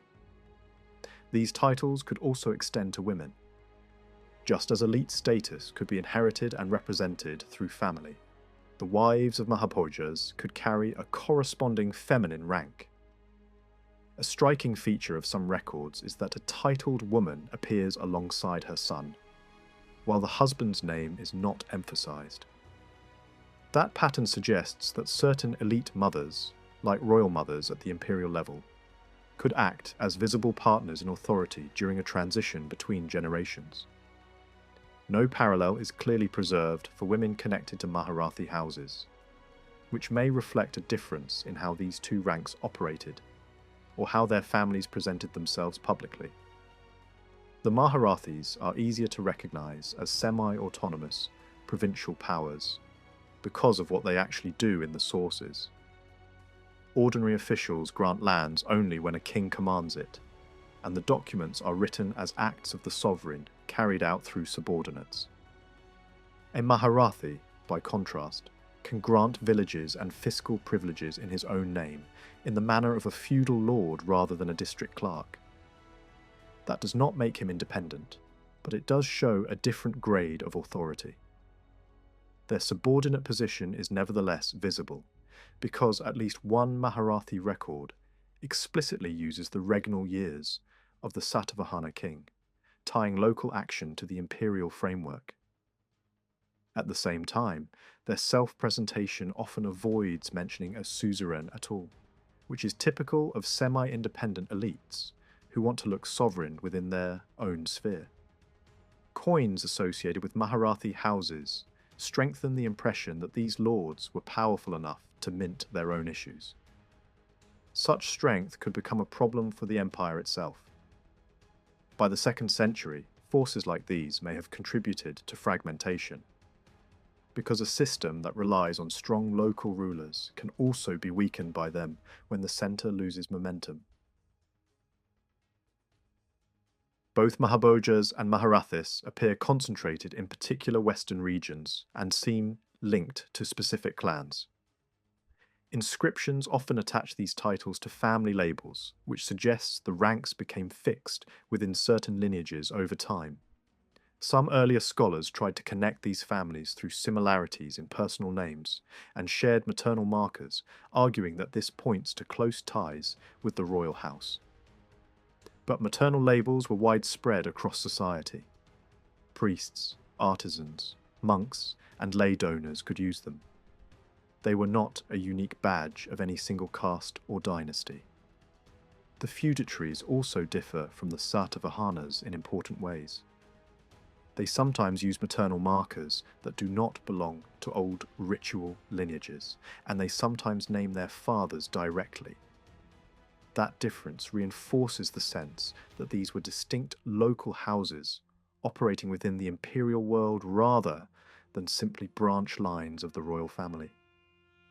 Another figure of real weight in the Satavahana state was the Mahasenapati, a title placed above the ordinary Senapati. The earliest secure appearance of this rank comes from an inscription dated to the 22nd regnal year of Vasithiputa Siri Pulumavi. And after that, the designation shows up again under later rulers, becoming especially common in the records of the Ikshvakus. That pattern suggests a development, rather than an ancient inheritance. Unlike older feudatory ranks that seem rooted in early Deccan power structures, the Mahasenapati looks like a product of a later phase, when the kingdom expanded quickly and needed new layers of authority to hold distant territory together. Despite the military sound of the word, Satavahana Mahasenapatis did not always behave like battlefield commanders in the surviving documents. They appear performing tasks that today would be filed under administration, legal procedure, and paperwork.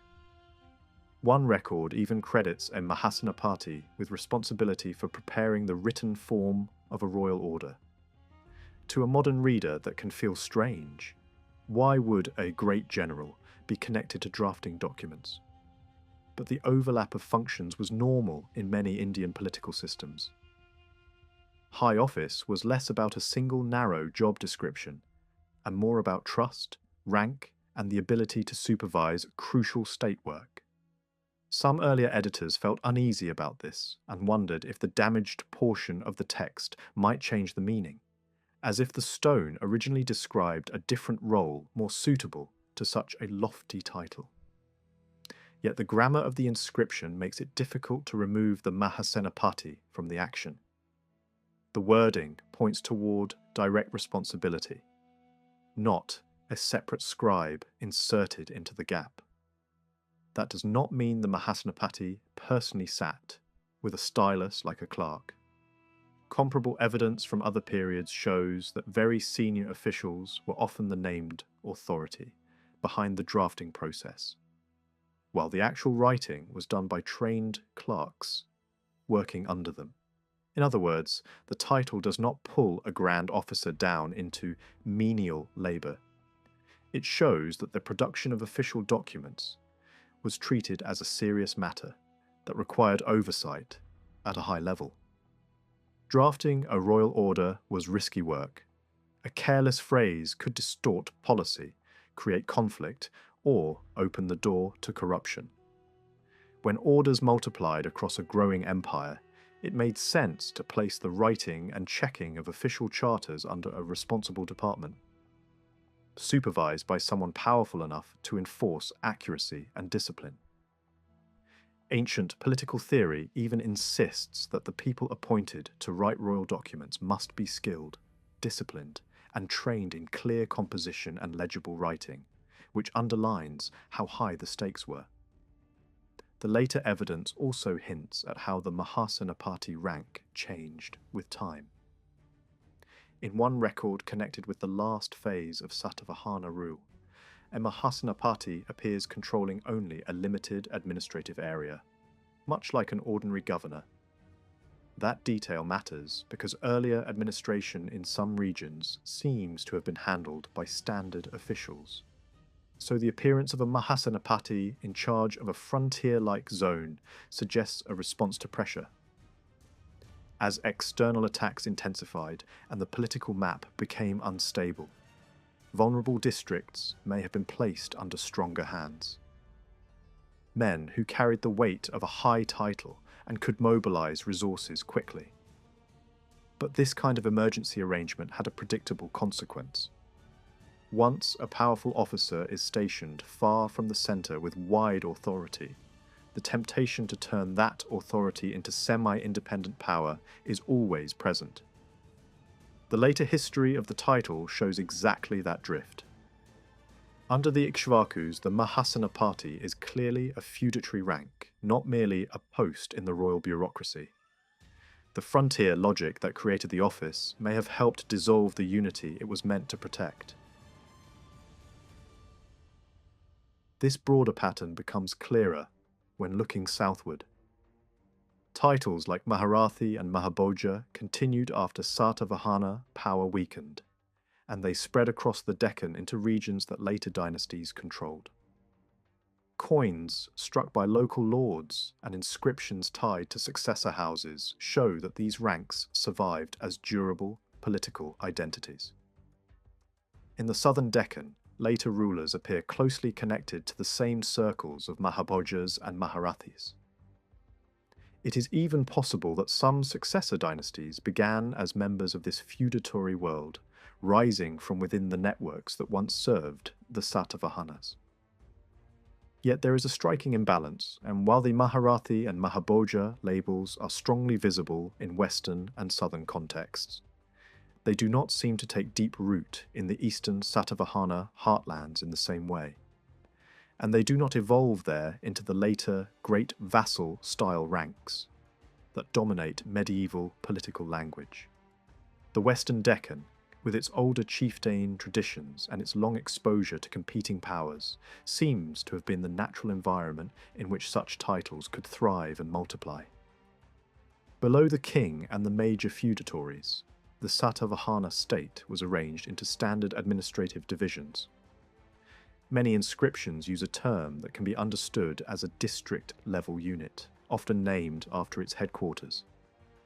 Several such divisions are known by name, including ones associated with coastal zones, inland centres, and border regions. In practical terms, this district unit resembles what later records would call a territorial division, like a Rashtra or a Vishaya, and it can be compared to the modern district as an approximation. Yet, terminology can mislead. Some technical phrases in legal language might tempt a reader to assume that the Satavahanas used the later word Rashtra for districts, but the everyday administrative vocabulary of their own records does not support that. The evidence instead suggests a consistent preference for their own district term, while older or alternative words appear mainly inside fixed legal expressions. These districts were generally governed by officials called amakas, figures who were appointed rather than hereditary. Transfer of office appears to have been normal, implying an attempt to prevent local entrenchment and corruption. A district likely took its name from its chief town, and sometimes a place is known from inscriptions long before the name of its district of that place appears in later charters. That time lag is important, because it warns against assuming that every later administrative label existed in the same form during the Satavahana period. Even within one era, a place could be famous while the formal district name around it emerged only later. Within this district framework there are hints of smaller subdivisions. One inscription includes a phrase that may point to a patha, literally a route or tract used as an administrative label. In later documents, a similar word can mark a territorial layer between district and village.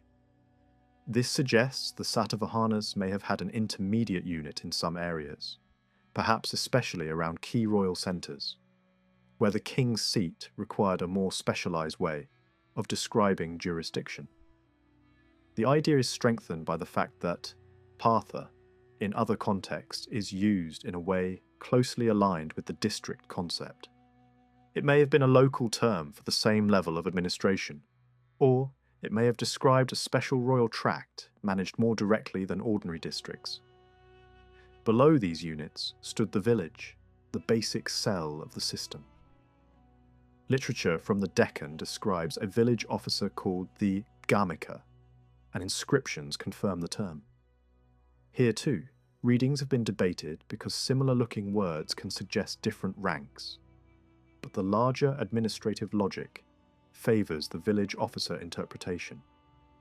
The Satavahana world was full of such practical roles: treasurers, storekeepers, high chamberlains, officers supervising monastic affairs, registrars responsible for recording decisions and documents, gatekeepers and palace officials, messengers who carried orders, and clerks or drafting officers who converted royal commands into formal written grants.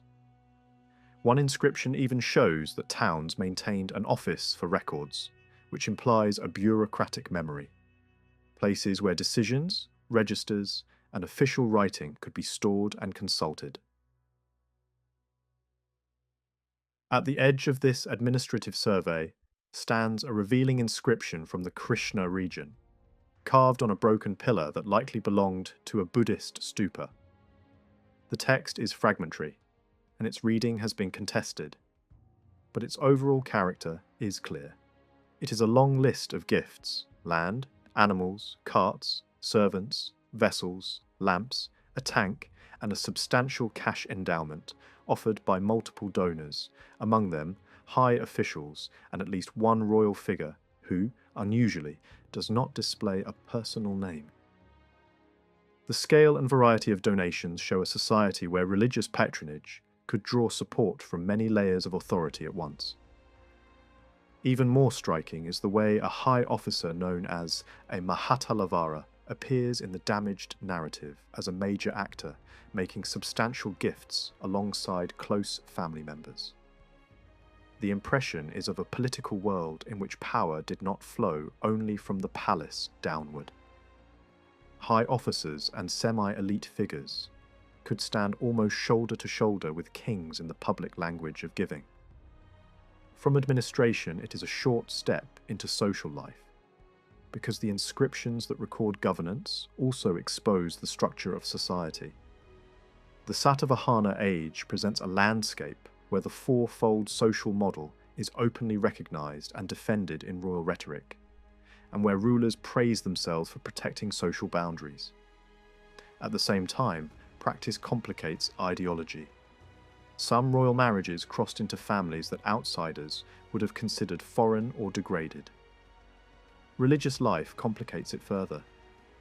Buddhism did not erase social labels, and donors sometimes openly identify themselves with Brahman status, even while functioning inside Buddhist communities.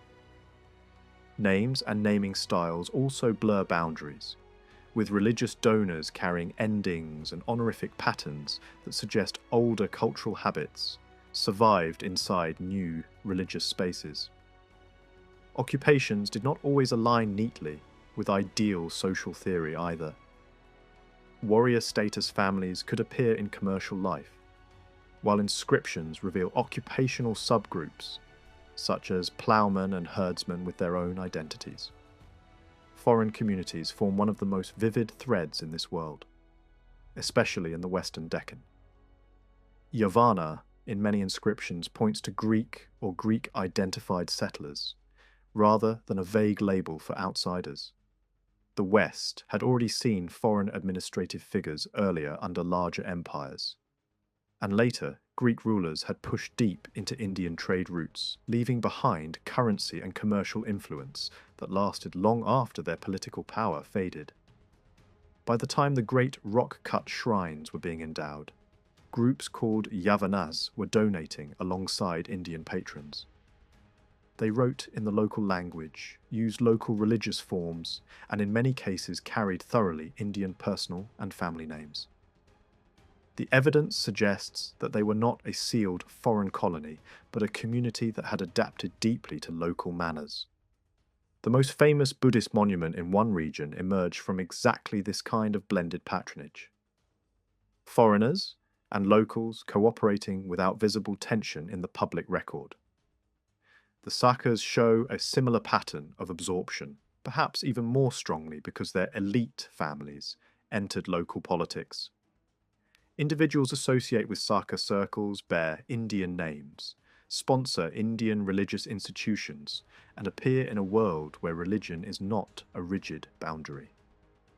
Some donors linked to Saka power support Brahmanical charities on a grand scale. Gifts of cattle, villages, ritual bathing sites, feeding programs, even donations involving household arrangements, all framed as acts of merit. Yet the same figures also support Buddhist monastic life by excavating caves and funding religious communities. This does not necessarily mean sudden conversion. In many cases, the evidence fits better with a culture of broad patronage, where a powerful person could support multiple religious spheres without abandoning one for another. Over time, however, the Satavahana revival under strong kings seems to have pushed foreign groups out of some Western areas, at least temporarily.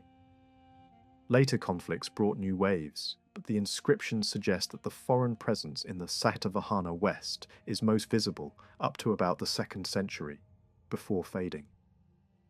In the Eastern Deccan, the picture is different. The inscriptions do not speak loudly of Yavana groups there. Yet artistic evidence shows that Mediterranean and Western influences shaped major Buddhist monuments. Saka presence is more audible, with personal names and occasional labels that point to individuals in the region. And later, royal marriages likely drew more Western connections eastward. Sculptures even show warriors in distinctly foreign dress, suggesting that these contacts were not only commercial ideas, but also visible people. Family life and the place of women emerge with unusual clarity from the donation records and sculptural panels. In many inscriptions, donors present themselves not as isolated individuals, but as part of a dense web. Parents, children, in-laws, and siblings appear together, and the ordering of names reveals social assumptions about precedence. The wife often stands above brothers and sisters in the list. Sons are placed before daughters, and daughters before daughters-in-law. This ordering is not random. It reflects how family hierarchy was imagined in public. The same records sometimes treat merit as something that can be shared outward, extending beyond the family to all beings. A moral idea that sits alongside very concrete social ranking. Women are not hidden in this world. They appear as patrons in large numbers, sometimes financing expensive architectural elements, sometimes founding entire shrines. A remarkable proportion of the surviving inscriptions record gifts made by women or gifts in which women are explicitly included as partners. Nuns donate carved pieces inside monumental buildings.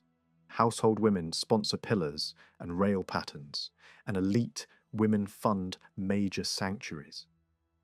The evidence implies legal control of wealth.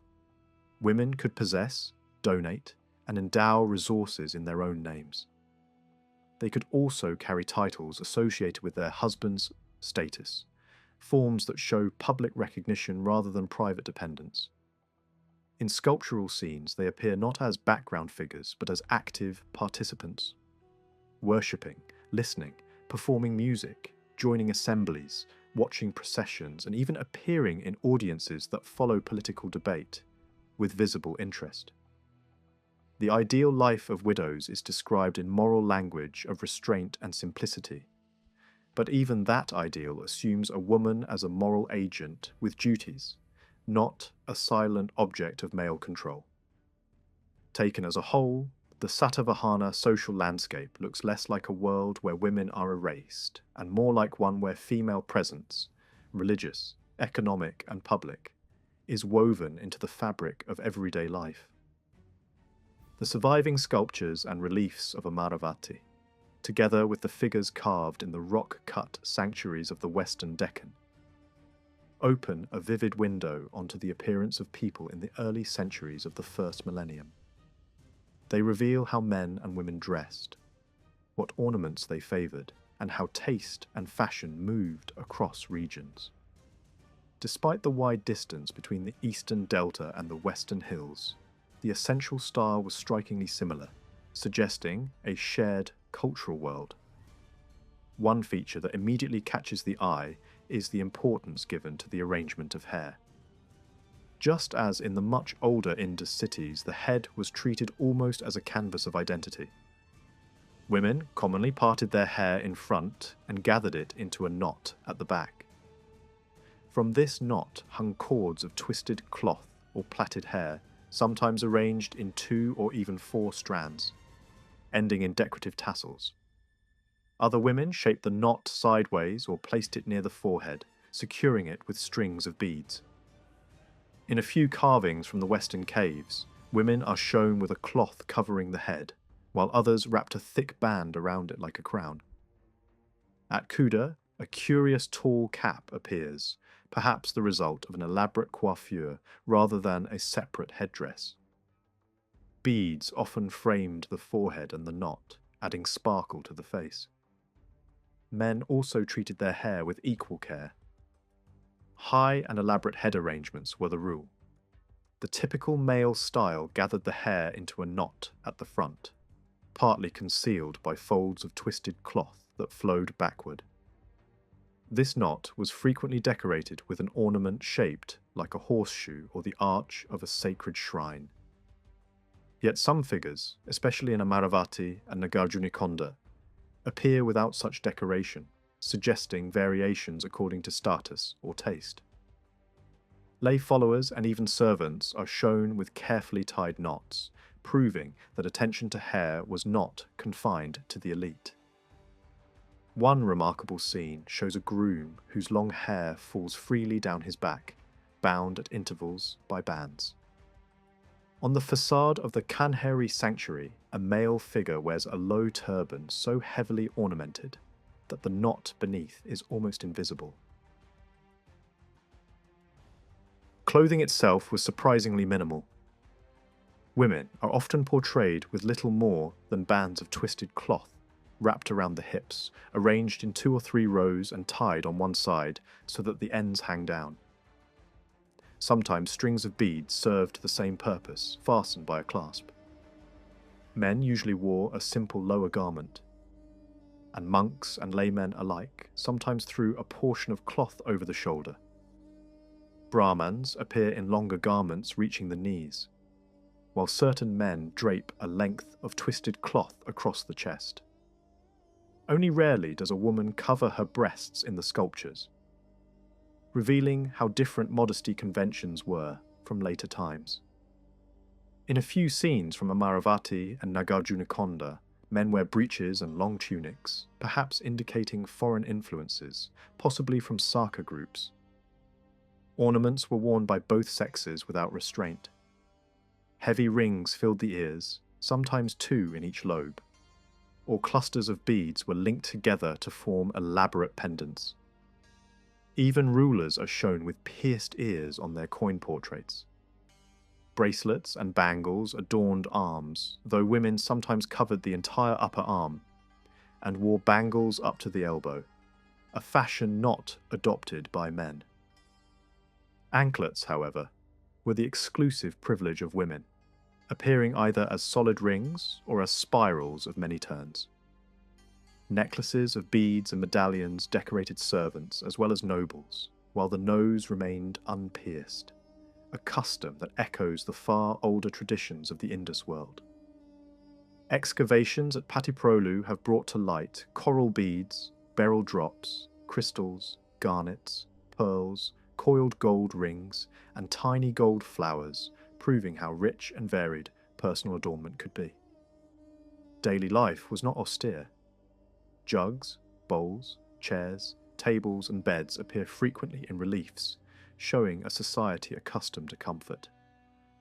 Music and dance enlivened households, and guests were entertained in halls decorated with painted arches. One panel from Amaravati presents a lively debate between 2 chiefs, watched intently by an audience composed largely of women, evidence that they participated actively in social gatherings. Processions pass before spectators of both sexes, while scenes of hunting and leisure display a relaxed confidence in worldly pleasures.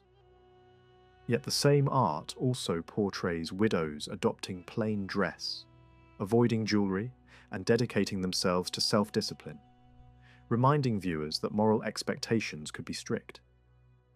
Behind this cultural life lay a vigorous economic world. Trade moved along both the eastern and western coasts, linking the Deccan with distant lands. On the eastern shore, ports served the fertile delta and the bustling towns inland. Ancient geographers described a coastal belt known as the Maisolia region, dotted with harbours from which ships sailed towards Southeast Asia. Inscriptions discovered near the sea suggests the presence of commercial centres long before medieval times. Coins, bearing the image of a ship and the names of local rulers, have been found between Madras and Cuddalore, hinting at maritime activity. Roman coins scattered along the same coast confirm contacts with the Mediterranean world. The migration of Indian merchants and settlers to the lands beyond the Bay of Bengal likely began from these very shores, carrying with them scripts, beliefs, and artistic forms that would later flourish in Cambodia, Java, and Vietnam. The Western Deccan, however, stood at the heart of international exchange. The port of Baragaza, at the mouth of the Narmada, was described as a vast emporium receiving Italian wines, metals, coral, glass, and coin, while exporting ivory, precious stones, silk, and pepper. Inland towns such as Python and Tagara fed this port with goods carried over long distances by caravans. Another celebrated harbour was Sopara near modern Mumbai, praised in Buddhist legends and mentioned in many inscriptions. Farther south lay Kalyan, a busy centre whose merchants and craftsmen left numerous records in nearby caves. The capture of this port by Saka rulers for a time disrupted trade.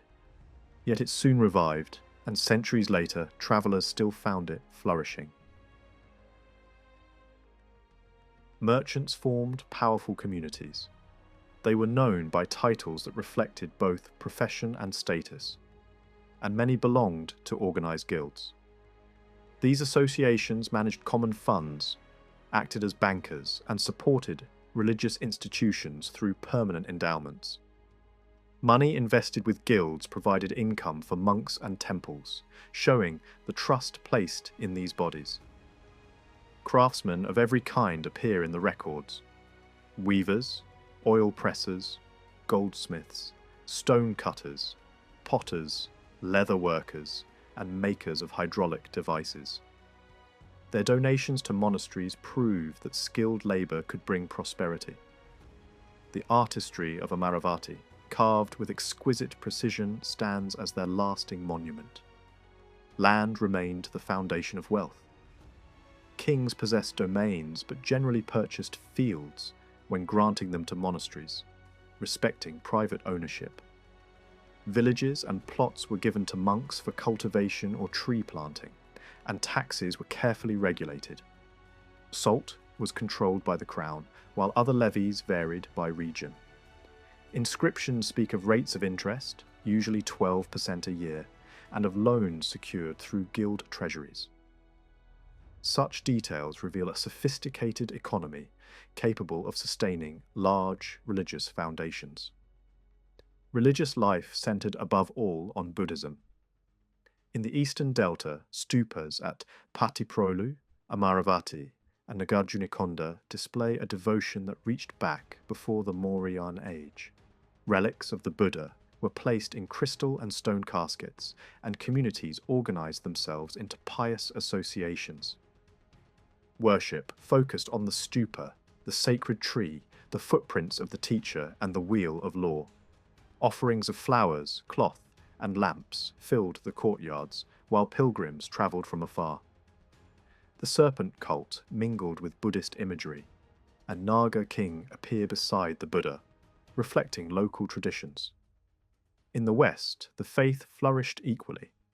Rock-cut halls at Kardala, Nasik, Junar, and Kanheri were created through the generosity of rulers, officials, merchants, artisans, and even monks themselves. Rival dynasties competed in supporting different sects, and foreign groups such as Yavanas joined hands with Indian donors. Monastic centres grew into complex institutions with halls, cells, and reservoirs, sustained by endowments invested with guilds. The landscape of the Deccan thus became a mosaic of sanctuaries, markets, and ports, bound together by shared styles and beliefs. The inscriptions of the early Deccan reveal a remarkably diverse Buddhist world. They speak of many communities, each with its own teachers, monasteries, and traditions.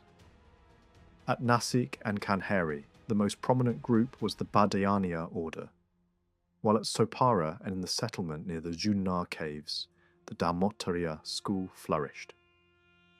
The Mahasamgikas were particularly strong around Kala, where they left a deep mark on the architecture and religious life of the region. The Badayaniyas and Dharmottariyas belong to the wider Theravada tradition, yet the landscape was never uniform.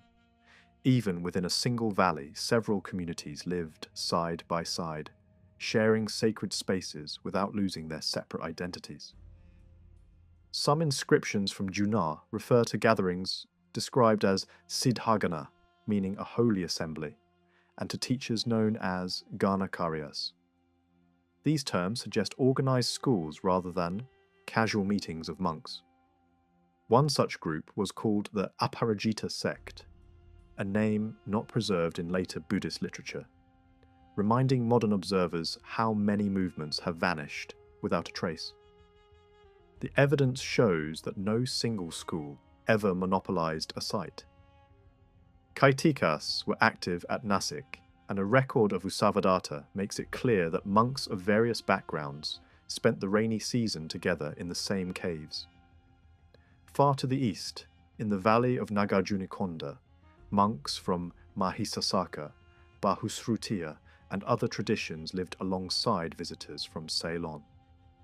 A teacher of the Dhammottariya order even donated a pillar to the great shrine at Kala, which otherwise served the Mahasamgikas. Foreign patrons also played an important role.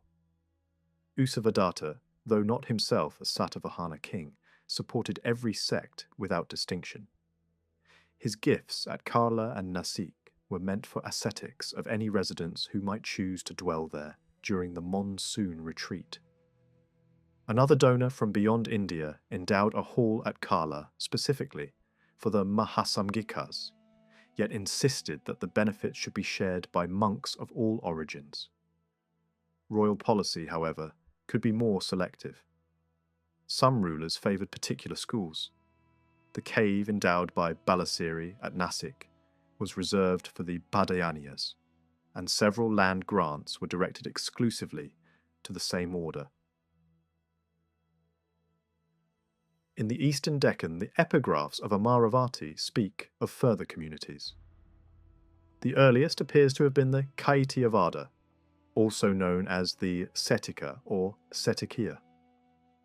This is the only school attested both in the west and in the east, indicating a network that crossed regional boundaries.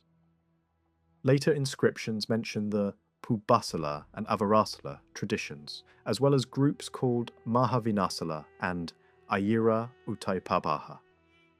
These names, largely unknown from canonical writings, show that local developments continued long after the great councils of northern India. Each sect maintained its own officers, ranging from junior monks to venerable elders, and organized the construction of stupas and halls through appointed superintendents. The monastic community was open to many layers of society.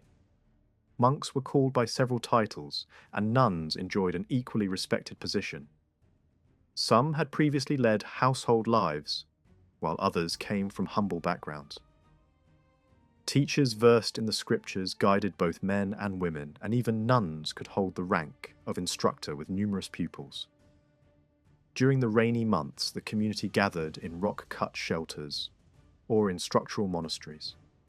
But for the rest of the year, they travelled from town to town.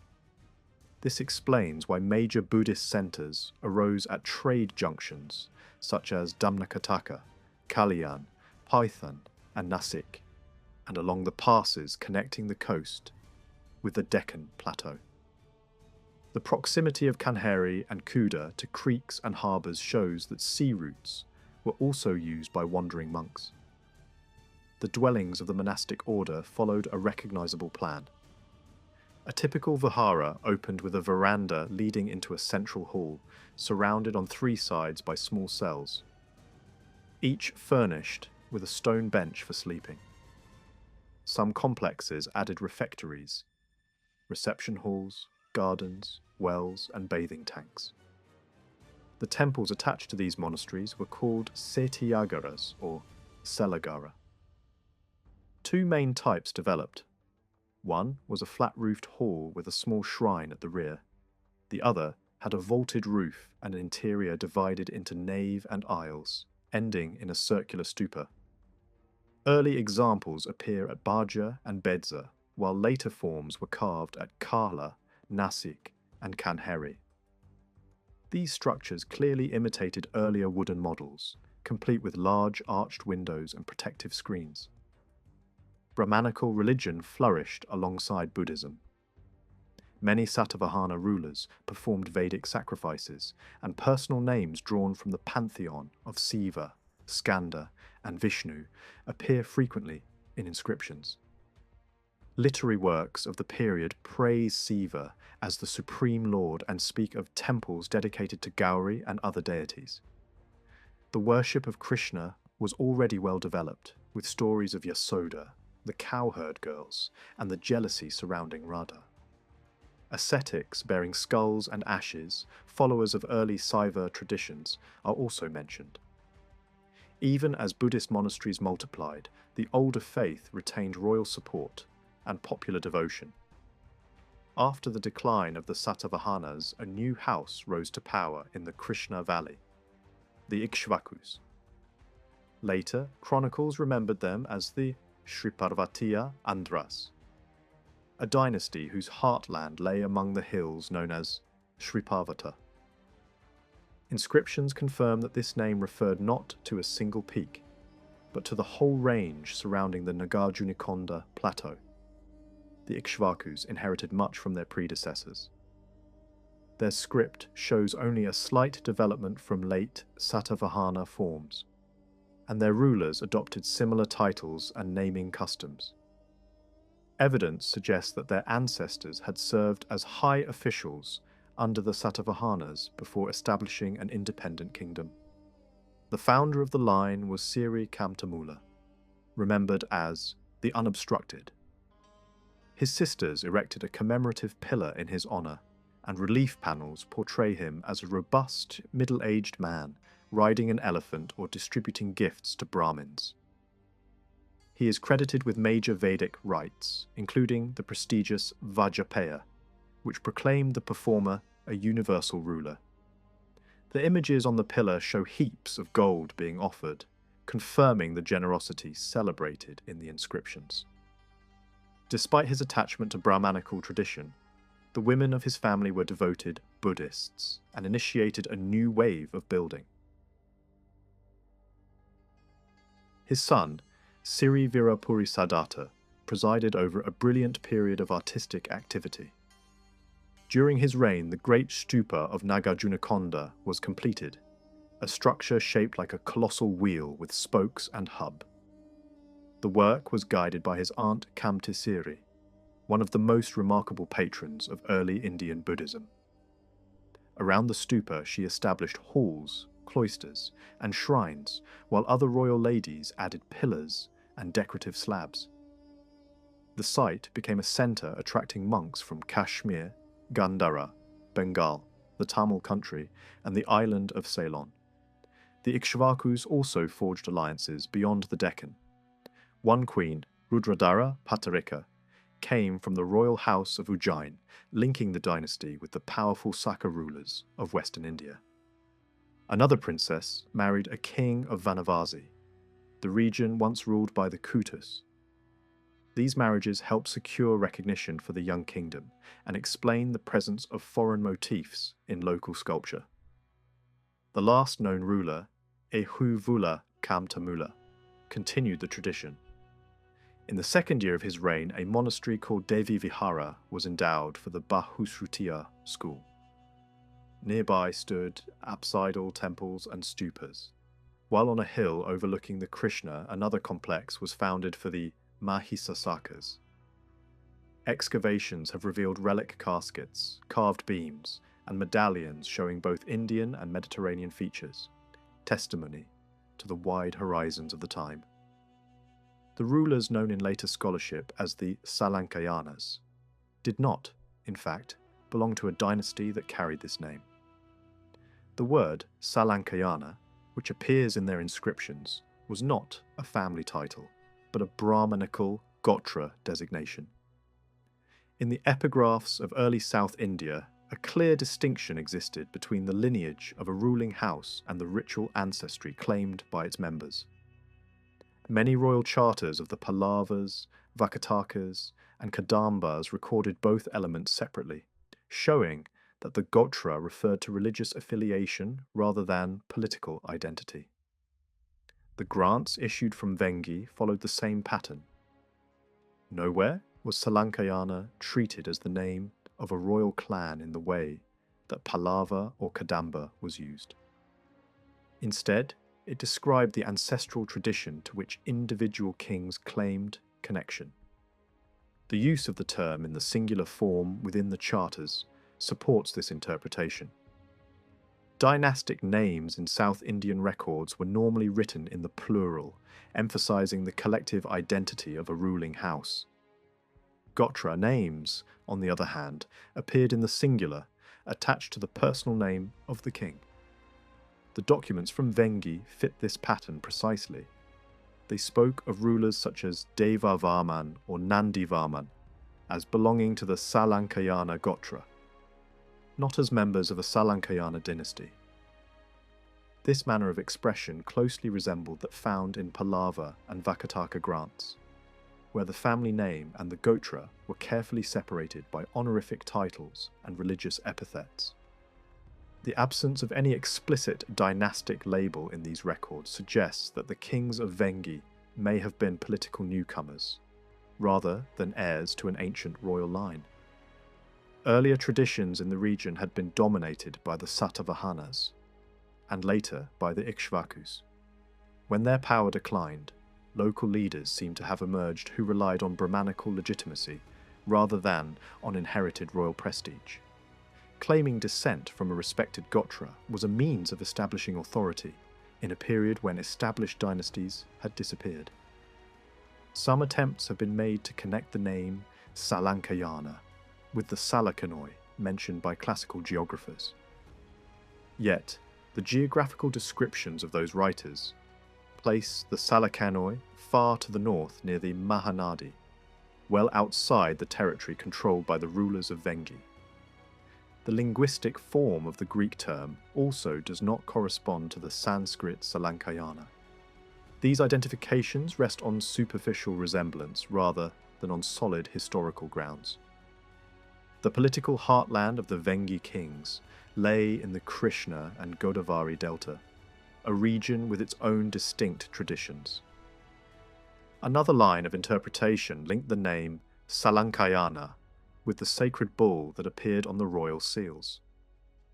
In Sanskrit lexicons, the word could refer to Nandin, the mount of the god Siva, and from this some scholars concluded that the dynastic emblem derived from the family name. Yet the evidence points in the opposite direction. Many South Indian dynasties used religious symbols on their banners, without any connection to their lineage names. The Pallavas carried the bull sign while bearing an entirely different dynastic title, and the Chalukyas adopted the boar in the same manner. The use of the bull by the kings of Vengi reflected their devotion to Siva rather than any etymological link with their Gotra. The religious character of their rule is unmistakable. Several of the early kings described themselves as devoted worshippers of Mahesvara, and their seals displayed the image of the sacred animal associated with the god. Similar emblems are found on the coins and inscriptions of other Saiva monarchs across India, from the Kushana period onward. Later members of the same house, even when they adopted Vaishnava titles, continued to employ the traditional device, showing that it had become a symbol of royal identity rather than a strictly sectarian mark.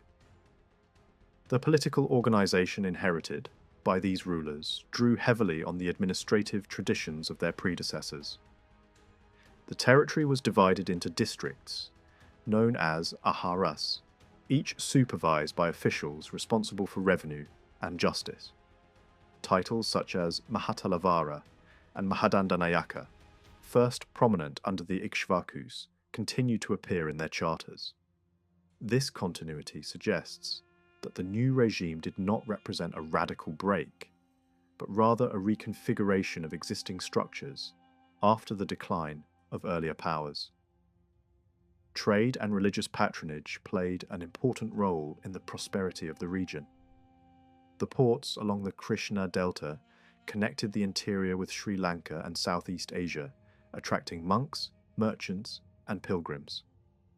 Buddhist establishments remained active, though Brahmanical temples gained increasing royal favour. The blending of traditions visible in art and inscription reflects a society in transition, balancing older cultural currents with the ambitions of newly established elites. Because the inscriptions of these rulers preserve only a ritual lineage name rather than a family title, it becomes misleading to describe them with the label that later historians attach to them.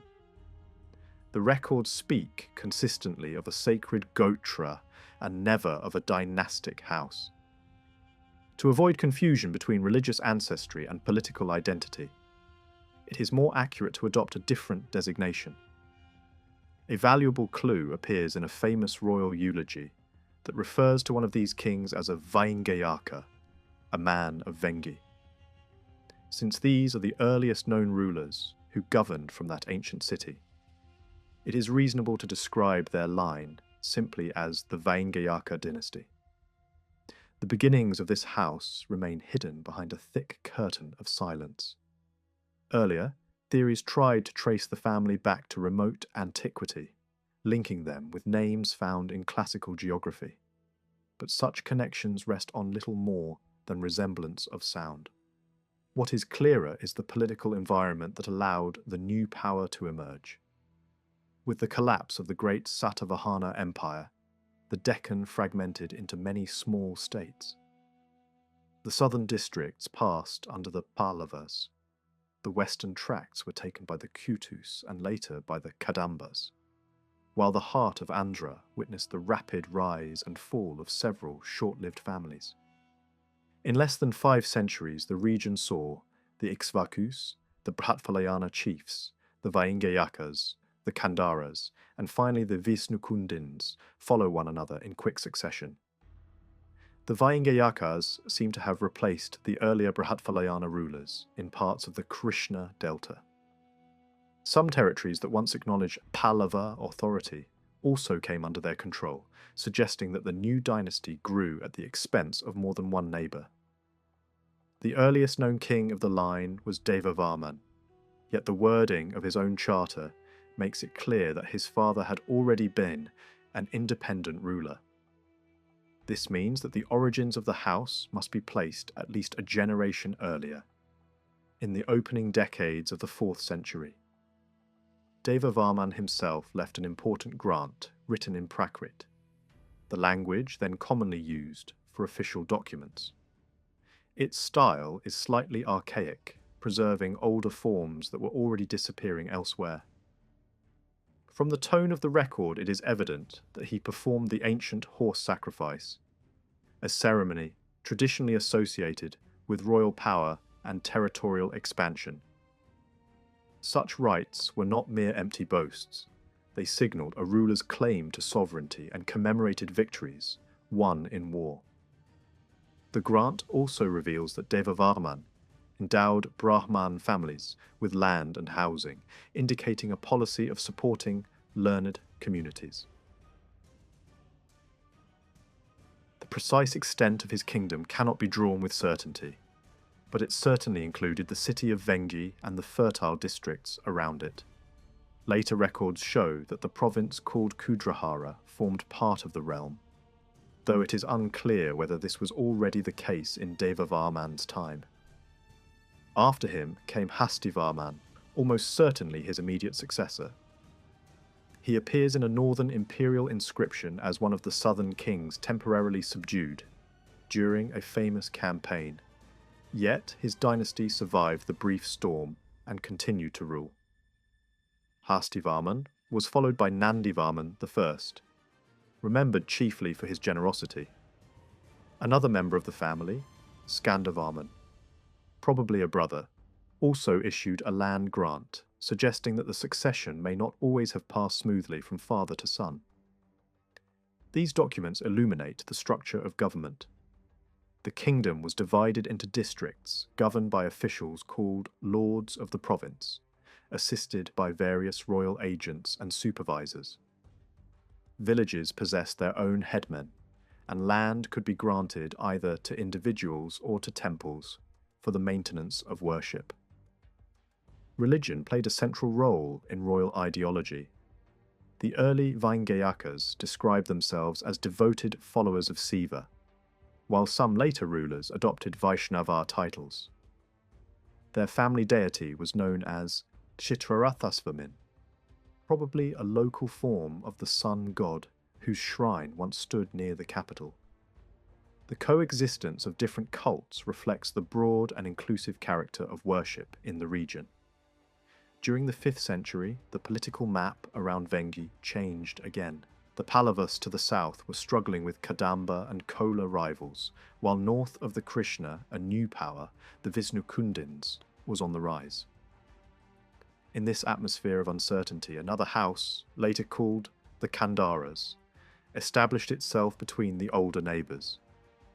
The founder, Kandara, appears in inscriptions as a formidable warrior who fought fierce battles along the Krishna River and claimed mastery over 2 provinces. His capital was named Kandarapura, and his banners bore the emblem of the monkey, perhaps hinting at alliances with Western powers. Kandara strengthened his position through marriage with the Pallavas, and his descendants adopted several Pallava titles. The dynasty, however, did not remain at peace. Records speak of campaigns against the Andhras, probably the Visnukundins, and of conflicts that reached even the western mountains, known as the Trikuta Range. The turbulent decades that followed reveal a landscape of shifting loyalties and constant warfare, in which each house sought to inherit the prestige once enjoyed by the fallen empires of the Deccan.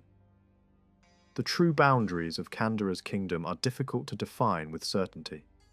Some clues, however, emerge from scattered inscriptions and later traditions. The important city of Danyakataka was already under the control of his son-in-law, a Pallava prince, which suggests that Kandara's direct authority did not extend that far south. The discovery of his grandson's record at Chezala, in the Narasaraopet region, and another charter issued from the Ongole area indicate that the heartland of the dynasty lay between the Krishna River and the coastal plains. A later grant connected with Ativarman was found near Guntur itself. Taken together, these pieces of evidence imply that the Kandara realm probably covered the central portion of what is now the Guntur district, including the fertile tracts around Tenali and Ongole.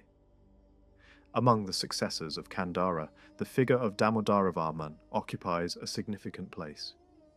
His charter was issued from a city that still bore the name of Kandara, proving that the founder had given his own name to the capital.